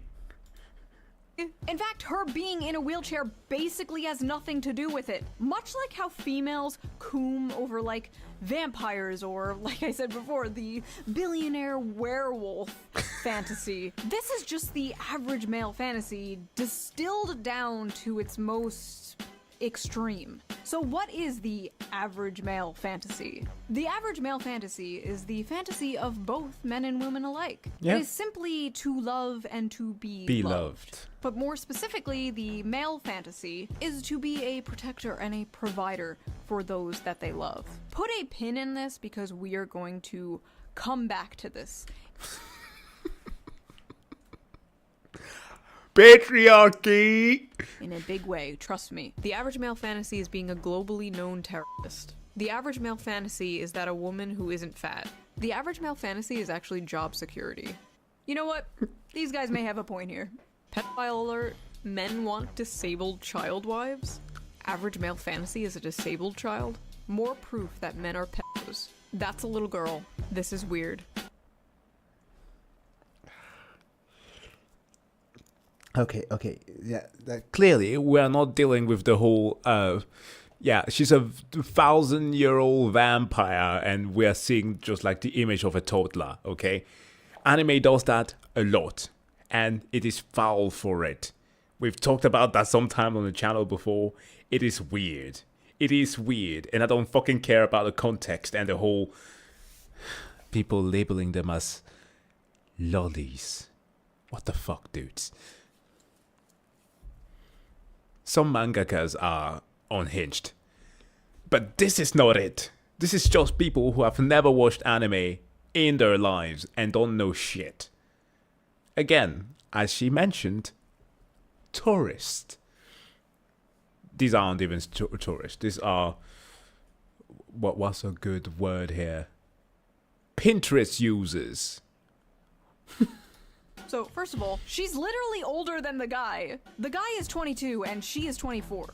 In anime years, he is practically hag maxing. And yes, she may be physically disabled, but aren't all men mentally disabled in their own special way? At least the ones in my audience. They will freely admit this. Maybe she, the older woman, is taking advantage of this sensitive young man. Have you ever thought of that? She looks like an 11-year-old child. Where are her breasts? First of all, really weird way to say that. She looks like a child. Show me her titties. Also, I love how, like, when anime women have huge boobs, it's disgusting, Coomer porn brain or whatever. But if the anime woman has small boobs, she is a child and you're a chimo. Can't fucking win. Also, if she had big boobs, they'd absolutely be like, wow, look at this sexualization of the disabled. Also, you know, like, adult women can be flat-chested, right? Like that. Love. All love goes to the itty bitty titty community, okay? Oh, there. How does it go? Itty bitty titty community. Yeah, there's some women tend to be a part of that club, and there's nothing wrong with that. The only thing that I cannot understand is having a flat ass. That is a crime unto the Lord. Do some squats. And that goes for men and women alike. If you don't have a cake back there, something's wrong with you. You are barely walking. That actually exists in real life. Like Okay. I just realized that by saying that you're barely walking, I attacked the disabled. Beside disabled people, okay? I'm gonna get cancelled right now. Adult human women can have small boobs. We love all titties here on the Shoe on Head channel. All titties is good titties. End of story. Women fantasy. A boyfriend with depth and a loving, soft, deeply caring side of them. Men's fantasy. 12-year-old anime girl who looks and speaks like a toddler. Also notice how she's literally the shape and size of a child. Yuck. What? Have you people ever seen a child? No. You're all childless. Silly me.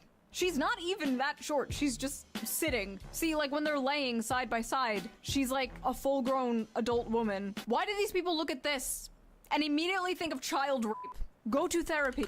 The dude literally looks like a boy, Dan. If you're going for that metric.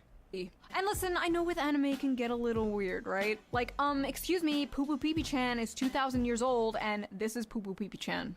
But this does not even look like a child. This looks like a cute woman. This is like a random rant, but I feel like there are no more cute women nowadays. You know what I mean?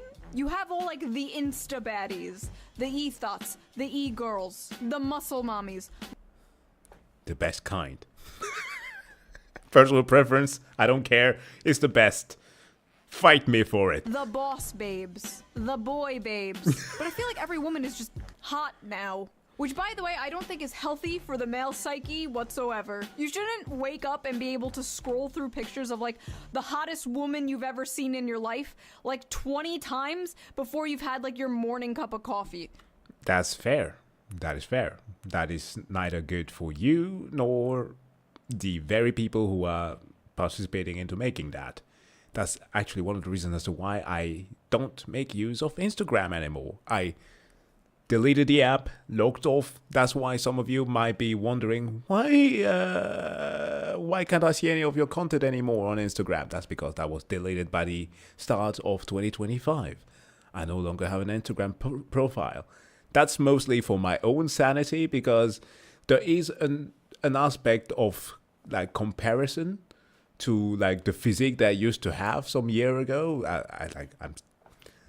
I think I still look good, okay? I'm still in shape. It's not that. It's just that I now have way more responsibilities, a lot of things to do. So comparing myself to other dudes who are making their entire livelihood around training, which is something I just don't have the time for today as a dad and everything else, as a partner, it's not healthy. So neither is looking at pictures of dudes who are buff as fuck, who are achieving that in unrealistic manner, nor women who might want you to kind of nudge your partner to be like, can't you go to the gym a little bit more? Like, that's fucked up, okay? That's a fucked up behavior to even thought to even have. So yeah, I'm fully behind this.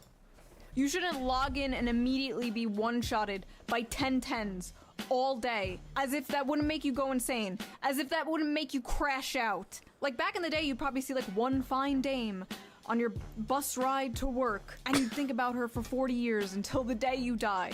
That's how it used to be. That's how it should be. Now every woman is like a crazy, hot, unobtainable Instagram goddess with the fattest of ass. Zoomers don't know how good we had it. You'd go to Blockbuster and the 21-year-old cashier behind the counter would be the most adorable woman you've ever seen. No Botox, no lip filler, just a pure soul, full of joy and whimsy. And now women are full of hate and SSRIs. But they're hot.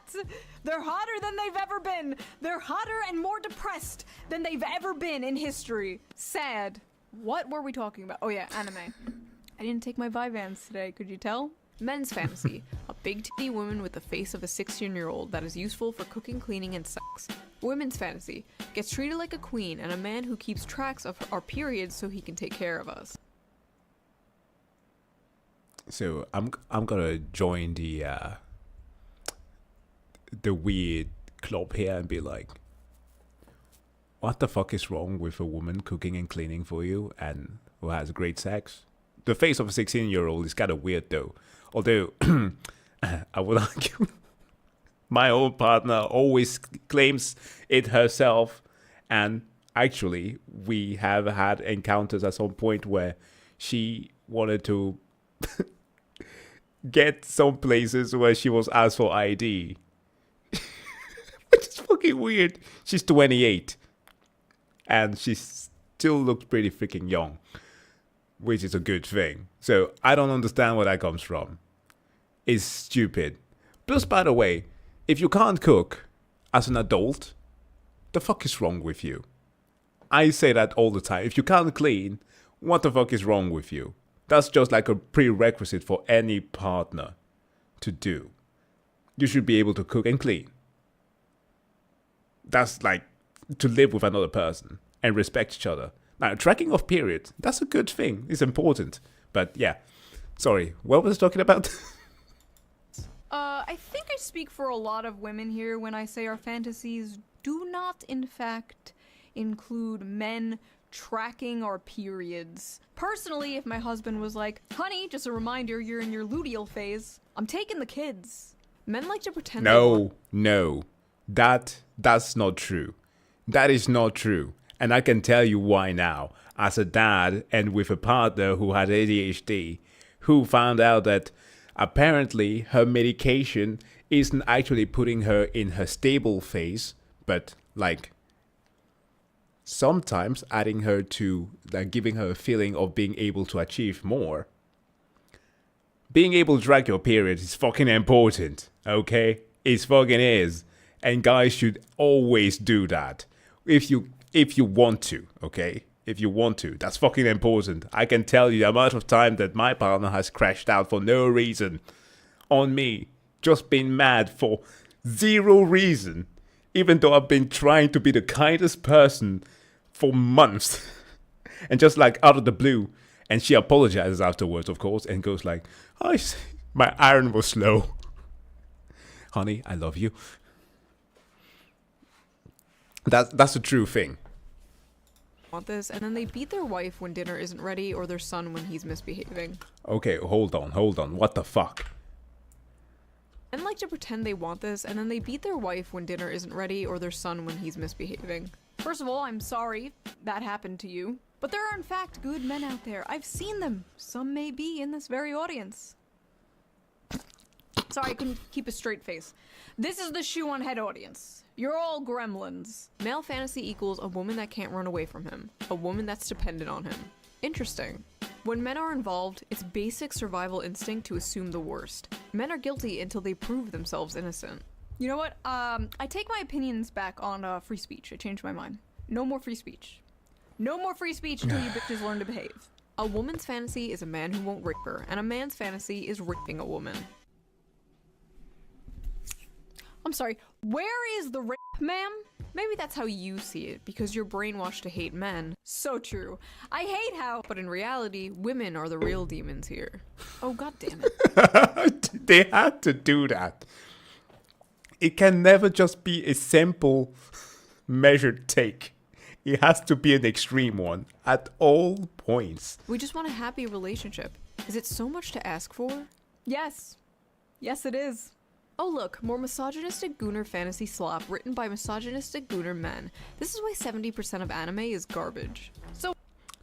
Says the person who literally never watches anime. I'm pretty freaking certain that if you were to ask them, "What anime are you watching as of now?" Solo Leveling? Here's the thing, that misogynistic gooner fantasy slop written by misogynistic gooner men was actually written by Saiko Tanabe. Right. A woman wrote this story. And I feel like a very important detail everyone is sleeping on when they covered this was the fact that this is very much the female fantasy as well. A man loving you for who you are despite your flaws, literally sweeping you off your feet and carrying you around on adventures, helping you live out your dreams, face your fears, and supporting you through the good and bad times. You're going to sit here and tell me that's not the female fantasy too? It's the media literacy of, like... how do I explain this? You know how certain times grifters, especially within, like... TV. I wouldn't necessarily say video game, because video game, it doesn't even make sense. The stuff that certain video game analysts tend to spew out there is absolutely ridiculous with no tangibility. But when it comes to the movie world, there are some who have such poor media literacy, and then the followers just regurgitate the same thing. This is exactly that, but in tweet form, for apparently their observation of the male gaze. Like, you have been so conditioned to only see one side of that whole sphere. Perhaps the dude bro that operates on Twitter all the time, that is a follower of Andrew Tate, and that's just your metric. That's just all you see, and that is fucking sad. Whomever writing this, and the vast majority of which I suppose are women, need to go out and touch grass. Is this not the basic female fantasy? Is this not the knight in shining armor coming to rescue you and falling in love with you? Why on earth are so many women so mad at this? Are men now the hopeless romantics? Are men now the ones yearning for a fairy tale romance? Is this why all the Disney remakes are like, she's not gonna be saved by the prince, she's a strong, independent woman? Meanwhile, men still want to be the prince, men still want to be the knight in shining armor. Men are like, I will save you from your monotonous 9-to-5 job. I will give you a house and babies. And women are like, no, I must be an actuarial consultant. Be gone, vile misogynist. Is that what is occurring here? Also, that aside, Depends there on the movie. literally is a gender-swapped version of this story. What? What? Story called Perfect World. It is a manga. Mango? Oh, come on. No. You know Do not what it come is. For me, weebs. Men will statistically leave their wives and partners the moment they find out they're disabled or have a life-threatening condition. You're right, it is a fantasy. Okay, stop. Stop. That is the most bullshit nonsense that I've ever heard. And I can absolutely prove you. No, I'm not going to share familial details here. I have literal family members in Finland who had lived with... It's actually funny. The neighbor are like the opposite of them. An aunt of mine has... Her husband was paralyzed because of polio for very, very many years. And he's still alive. But there was like a very hard period in their lives where they were like growing together and starting a family. And that was very difficult. They're doing better now. And funny enough, in the apartment complex where they're living right now, the neighbors are like the opposite, where the wife instead is the one who was struck, not with polio, but with another disability that has her always lying in bed. And they stuck her marriage for 30-something years. Like, I don't know where these comments are coming from, but like, the internet is poisoning people's minds so bad. Actually, that study was debunked by the authors themselves, who admitted they did the math wrong. It's actually not much higher, but then again, even if it was, and it happens, I've seen it happen to people, it's terrible. Marriage should be through sickness and through health, but that's not really the point here. And the fact that so many people are focusing on the wheelchair part of this just proves that they just don't get it. The ones of pure mind and pure soul get it, but these fucking semen demons out here, they don't get it. Semen demons. Semen demons. The amount of people in comments who just don't get that men want a cute, loving girlfriend is beyond me. They call them creeps for wanting actual love and not a girl boss who only wants your money. Ah, thank you, a sane person. Hopefully the replies aren't full of people calling her a pick-me. Pick-me alert, least obvious pick-me. Me, pick me please. Oh, come on. Pick me. An incel could have written this. Fuck. Why are so many VTubers either pick-me's or racists? You mean why do so many female VTubers disagree with you? Why so many aren't towing the mainstream liberal feminist NPC line? I mean, VTubing is just people. And yes, there's shit ton of VTubers that are racist. There is. It's a bloody epidemic whenever you get into an actual forum. But, that being said, I wouldn't say that as the vast majority at all. Not even close. Because they can. See, the most powerful weapon women have against other women is social ostracization. You don't want to be seen as a pick-me or a racist, so you keep your mouth shut in order to survive in female social circles. But in the cases of VTubers, virtual YouTubers, they're basically anonymous. They can say anything they want. They're basically wearing a mask. They're free from the chains of the eternal HR longhouse. But apparently, even being anonymous online does not save them, because they still get doxxed for simply not hating men. Lovely. Maybe I should save this rant for a different video someday. Moving on. Men are why we can't have nice things, by the way. First of all, men make all the things. Is that a pick me or a dick me? Moving on. Also, I just realized it was a man saying that. It was a whole-ass man saying men are why we can't have nice things. I don't deserve this trophy. This is for... Yeah, I mean, you just, as I said before, this goes for both people. We are always reinforcing the things that we're supposed to not like. For you, sir. This is for you. I'm not worthy. Listen, I make women jokes. I'm very critical of feminism and propaganda aimed at women. But you will never catch me in a million years saying some like women are why we can't have nice things. I have a mom. I have female family members. I have female friends. Maybe one day I'll have a daughter. Women make the world a beautiful place and, like men, can be flawed and deserve criticism like anyone else. Yep. But there's something genuinely so cucked about people who put down their own gender or race. Oh god, race. Oh no. Self-hating white people. Don't get me started on self-hating white people. White people are so evil. I hate being white. White people can't dance. White people food is so gross. You're not getting into Wakanda, bro. You're not getting invited to the cookout. Enough. Which is a funny thing, the mention of the cookout there.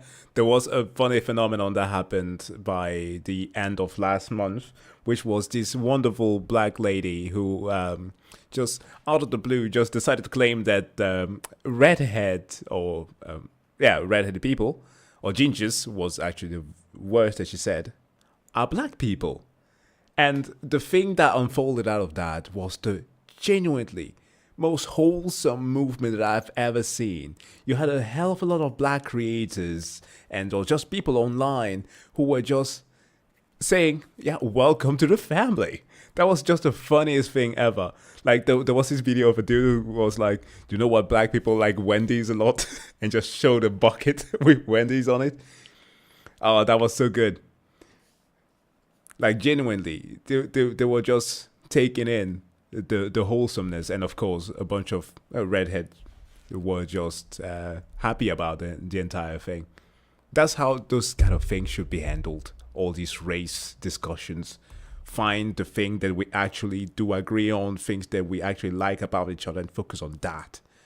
And not the self-deprecation that sometimes also black people do. That is also genuinely fucking frustrating. But yeah, women were not the only ones who had a problem with this. There were a lot of men who didn't quite relate to this being the average male fantasy. It's fine to love the disabled. I didn't need to remind you that. But to glorify it, this anime is certainly Marxist propaganda. The movie is about him taking a job as her caretaker, and... Okay, so now you can't claim that this is a lefty thing, okay? Finally, somebody who came forth and said the word. Marxist propaganda. Oh man, I love when people make use of political terminology to describe things that they clearly do not understand. When he learns of her dreams, he makes it his mission to help her dreams come true. So it is Marxist propaganda to help a disabled person pursue their dreams? Yeah, it's woven in. Empathy is the target of propaganda. Marxism is when girl in wheelchair. I love this. Empathy is the target of propaganda. Every Sounding like Elon Musk there for a moment. piece of media that makes you feel empathy is communism. Political brain rot. If you're at the point where you see this and you're thinking of communism, you need to log off. Stalin! You are unwell. I'm sorry, but when I reproduce, I don't want a high probability of my offspring being mentally or physically retarded. We need a better class of incels whose bar is higher than the retarded. Oh my god. Holy Buddha, and the person also has... How can you spew words like that while having that as an avatar?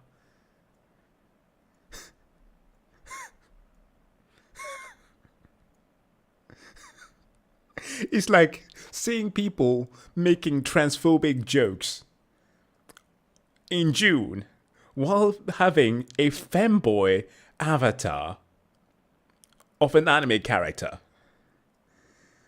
What the fuck is wrong with people?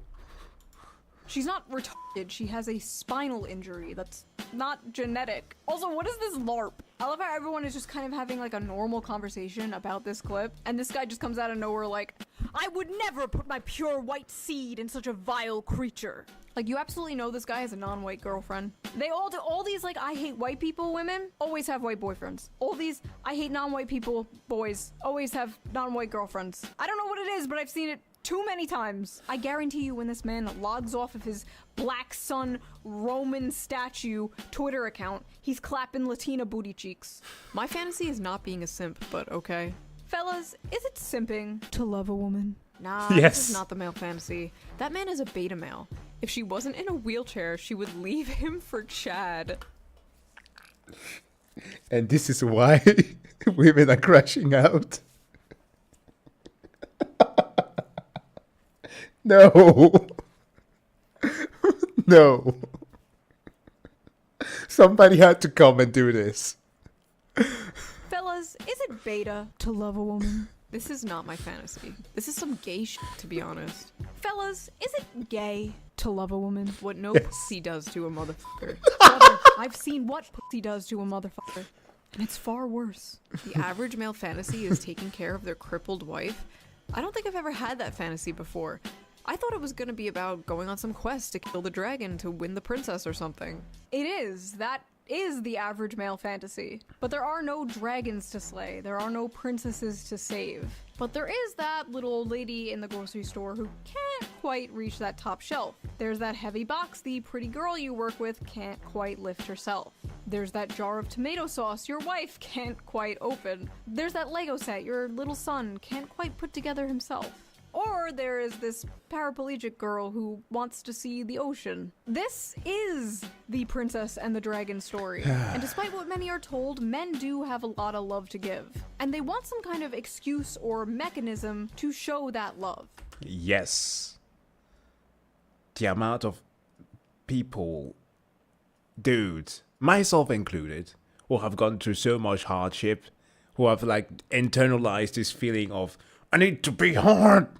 I need to... Don't misunderstand that sentence, okay? But my heart needs to be hard. I can't show feelings, I can't show emotions, because as soon as I do that, I can't stop. I literally heard people say that if I start crying right now, I will not be able to stop, because we have internalized so much pain. And so we need excuses to actually show emotions. It's very stupid that the vast majority of us are taught that way. That comes from a very young age. I actually have a thing right now. I have a daughter that I'm trying to raise as best as I can. And we are trying to find ways of whether or not she should be going to kindergarten or how we're going to do that. Keep her at home as best as we can or hire a nanny. All those things, and we see the statistics and read books about it. Yes, we are that invested into that because that's what parents should do, I think. And there are studies that show how little care that are given in like daycares to young boys, because there's like an automatic thought that they can just handle emotions better, which is fucking stupid. They're not thought to care that much, to show that affection, the same one that we're giving to daughters, to young girls. So it's like from a base point already, we are being thought the wrong way. And so imagine then later on adults who have internalized all this, who know how to express that and are being met with stuff like this. It's a backwards world. In a world where men expressing themselves is either seen as toxic or gay. And one way of expressing that love is solving problems. Men fucking love solving problems. I don't know what it is. They also love reading Wikipedia articles. The amount of times I walked over and my husband is reading a random fucking Wikipedia article about like the world's tallest buildings or like a random battle in World War II. I didn't know if this was autism or what, but apparently it's a man thing. Anyway, yes, men love solving problems. And in a world that makes them feel useless, makes them feel like they have no purpose, men desperately feel like they need to prove their worth. They are desperately looking for a purpose in life. So it is not at all shocking to me that the modern young man is seeing a clip like this and longing for this. A lot of modern men don't have a chance to prove themselves, to make something of their lives. They don't have a chance to provide anything for anyone because they don't have anything to provide, and they don't have anyone. We don't have anything. Dude, in this economy, having love, being able to share something, what? They are doing everything their grandfathers did, but seeing none of the results. Yeah. They're lost. What can they provide? And as I said earlier, her being in a wheelchair is the protector and provider instinct taken to a extreme. And yes, it is a fantasy, considering if you ask anyone who's actually in a wheelchair, they know it's not all butterflies and rainbows, and they know that it's hard on relationships. It can be difficult on their partner. But just like in the movie, it's not shown as butterflies and rainbows. Josie feels like a burden. But towards the end of the movie, the guy takes on that burden. Not because he gets something in return, but because it's his duty. Because it makes her happy, which makes him happy in return. Loyalty, duty, virtue, acts of service, big or small. Men live for that shit. And yes, these are stereotypes. Not everyone fits into these boxes, blah, blah, blah, blah. But for the most part, it's true. When many men look at this relationship, that is what they see. And a lot of modern women are looking at this relationship and being disgusted because, in a way, it's the complete inverse of the strong, independent woman they've been sold. They've been told they need to be. The modern woman crafted by modern Disney for modern audiences. Unlike the Hollywood-crafted modern woman, this woman does need her man. She is not— That's the one point where I will disagree. I would do a hard pass on that one, because actually, at least from the media that I am being exposed to, because I now have to sit down and actually have to select the movies I need to watch with my child, because although I would want to introduce her to some anime, a lot of it is like too overstimulating and all. But the things that I have to deal with, like family and or like girl going on a mission, discovering themselves, are super reliant on familial bond still. On creating this thing, on relying on other people.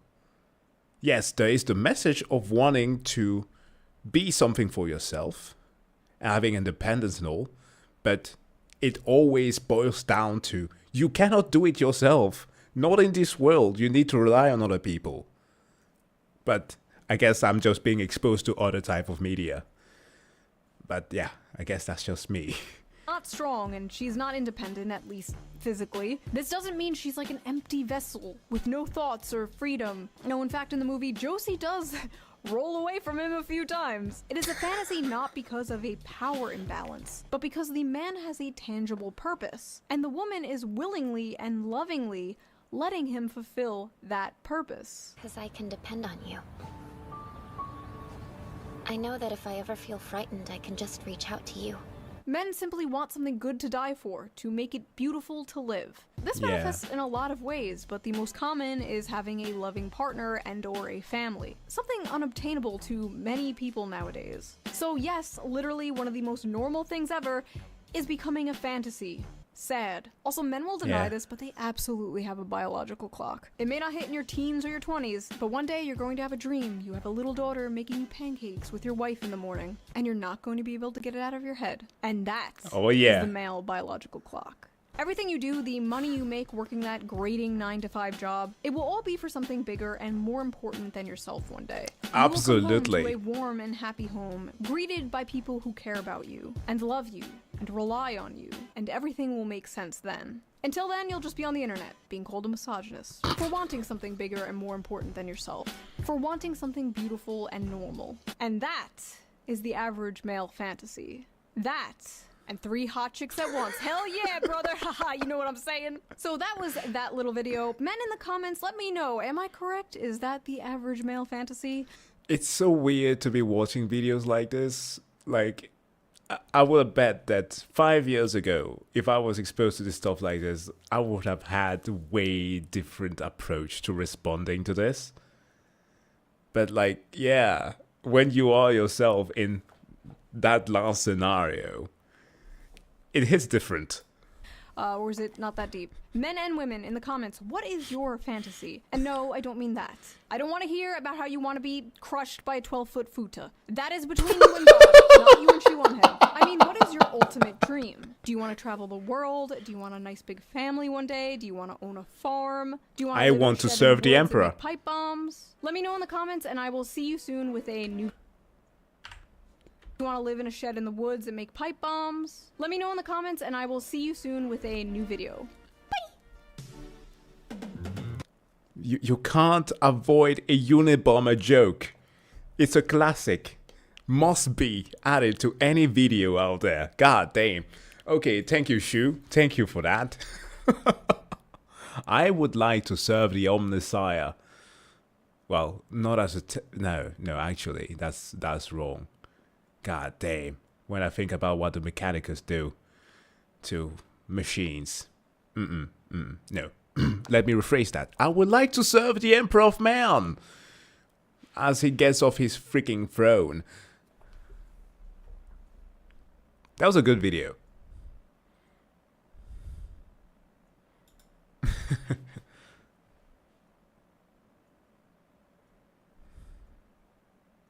Inshallah, we will not be infertile. God damn. I like how that's one of the first comment that really popped out here.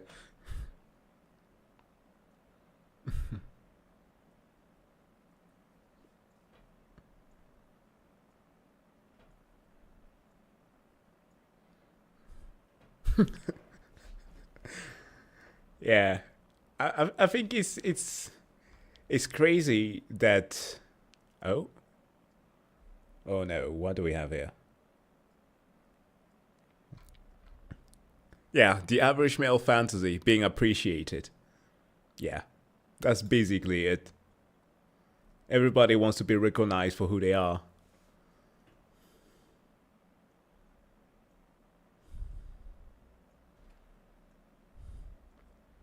We have two kinds of fantasy. To find peace and having a loving family, or perish doing a last stand with our brothers. Yes, I can see that. I can literally picture that. Veterans will always have the craziest stories. Dude, I already nodded at Jim that this was it. This was it. That sniper was going to take us out. But we had made it. I already had pulled the pin. I had it in my teeth that if we were going out, we were taking him with us. And Jim nodded back. Yes, brother. Let's do this. But eventually, we heard a chopper and everything was fine. But, yeah. Bro was ready to die for me. Alright, what should we do next?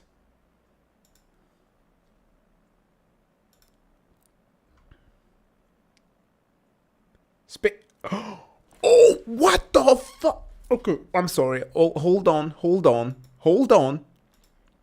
Somebody just linked something in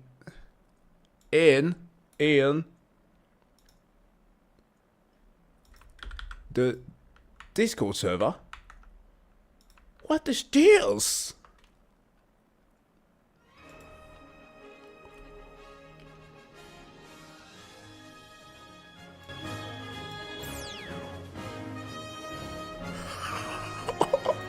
Hold on.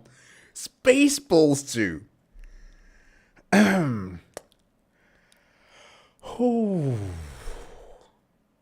My body has never been this ready. Okay, hold on. Let's savor this from the get-go. 38 years ago, there was only one Star Wars trilogy.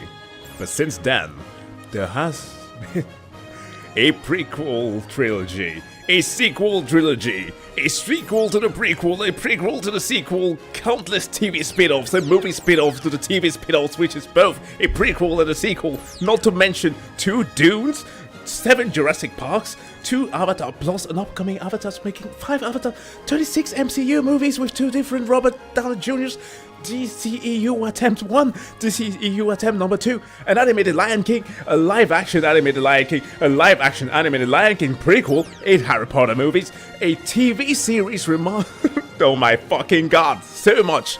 7 Alien movies.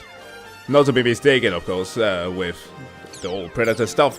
1 Prometheus, which is kind of an alien movie, yeah. 4 Beetle movies. Has there been 4 Beetle movies? And an Oppenheimer, of course. But in the 38 years, there was only ever been Spaceballs. Until now. Let's go! Let's go! After 40 years, Oh. we asked, what do the fans want? But instead, we're making this movie. May the Schwartz be with you. Oh my god. 2027. Only in theaters. Yes, please. We need more of this. Just like with the movie Sinners. Stuff that we only have to watch in theaters. Like, I kind of miss... Again, oh man. We were talking about this economy before. Wait, did I just remove my camera the entire time? Oh my god, I'm an idiot.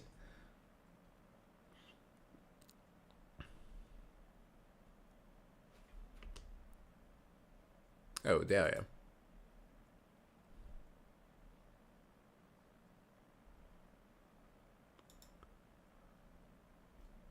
Wait a minute. What the fuck?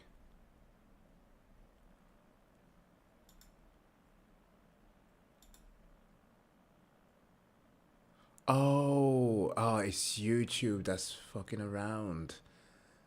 Perfect. Perfect job, YouTube. But anyways, I'm looking forward to this. Spaceballs 2. Oh, wow.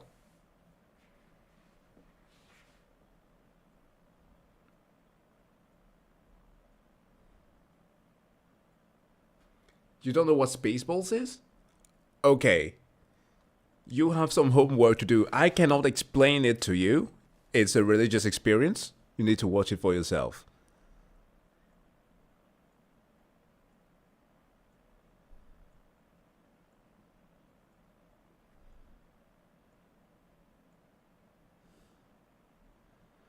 I don't know. They must be cooking something by announcing it so much in advance. What are people saying in the comment section?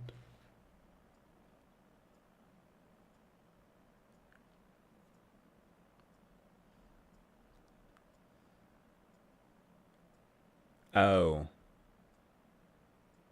Yeah. I don't know if they're asking for funding or something. It could be.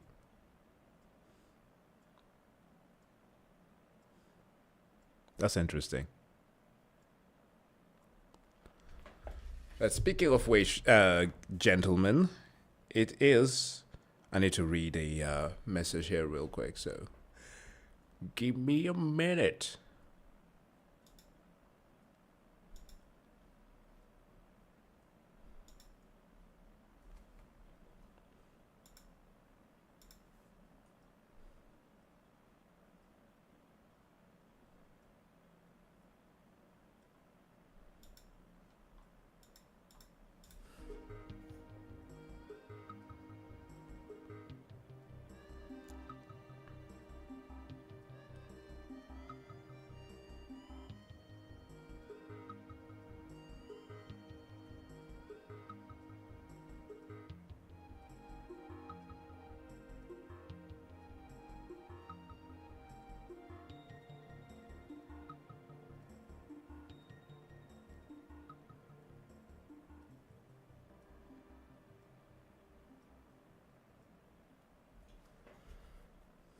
Well, this is the family actually writing, so I might need to cut this stream short, guys.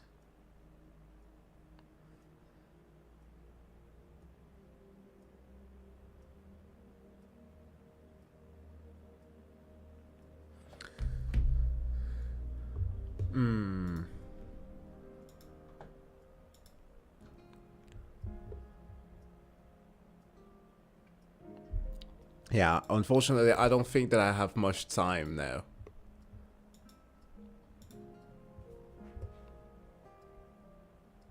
It has been a pleasure, guys. Thank you for the many who have been here.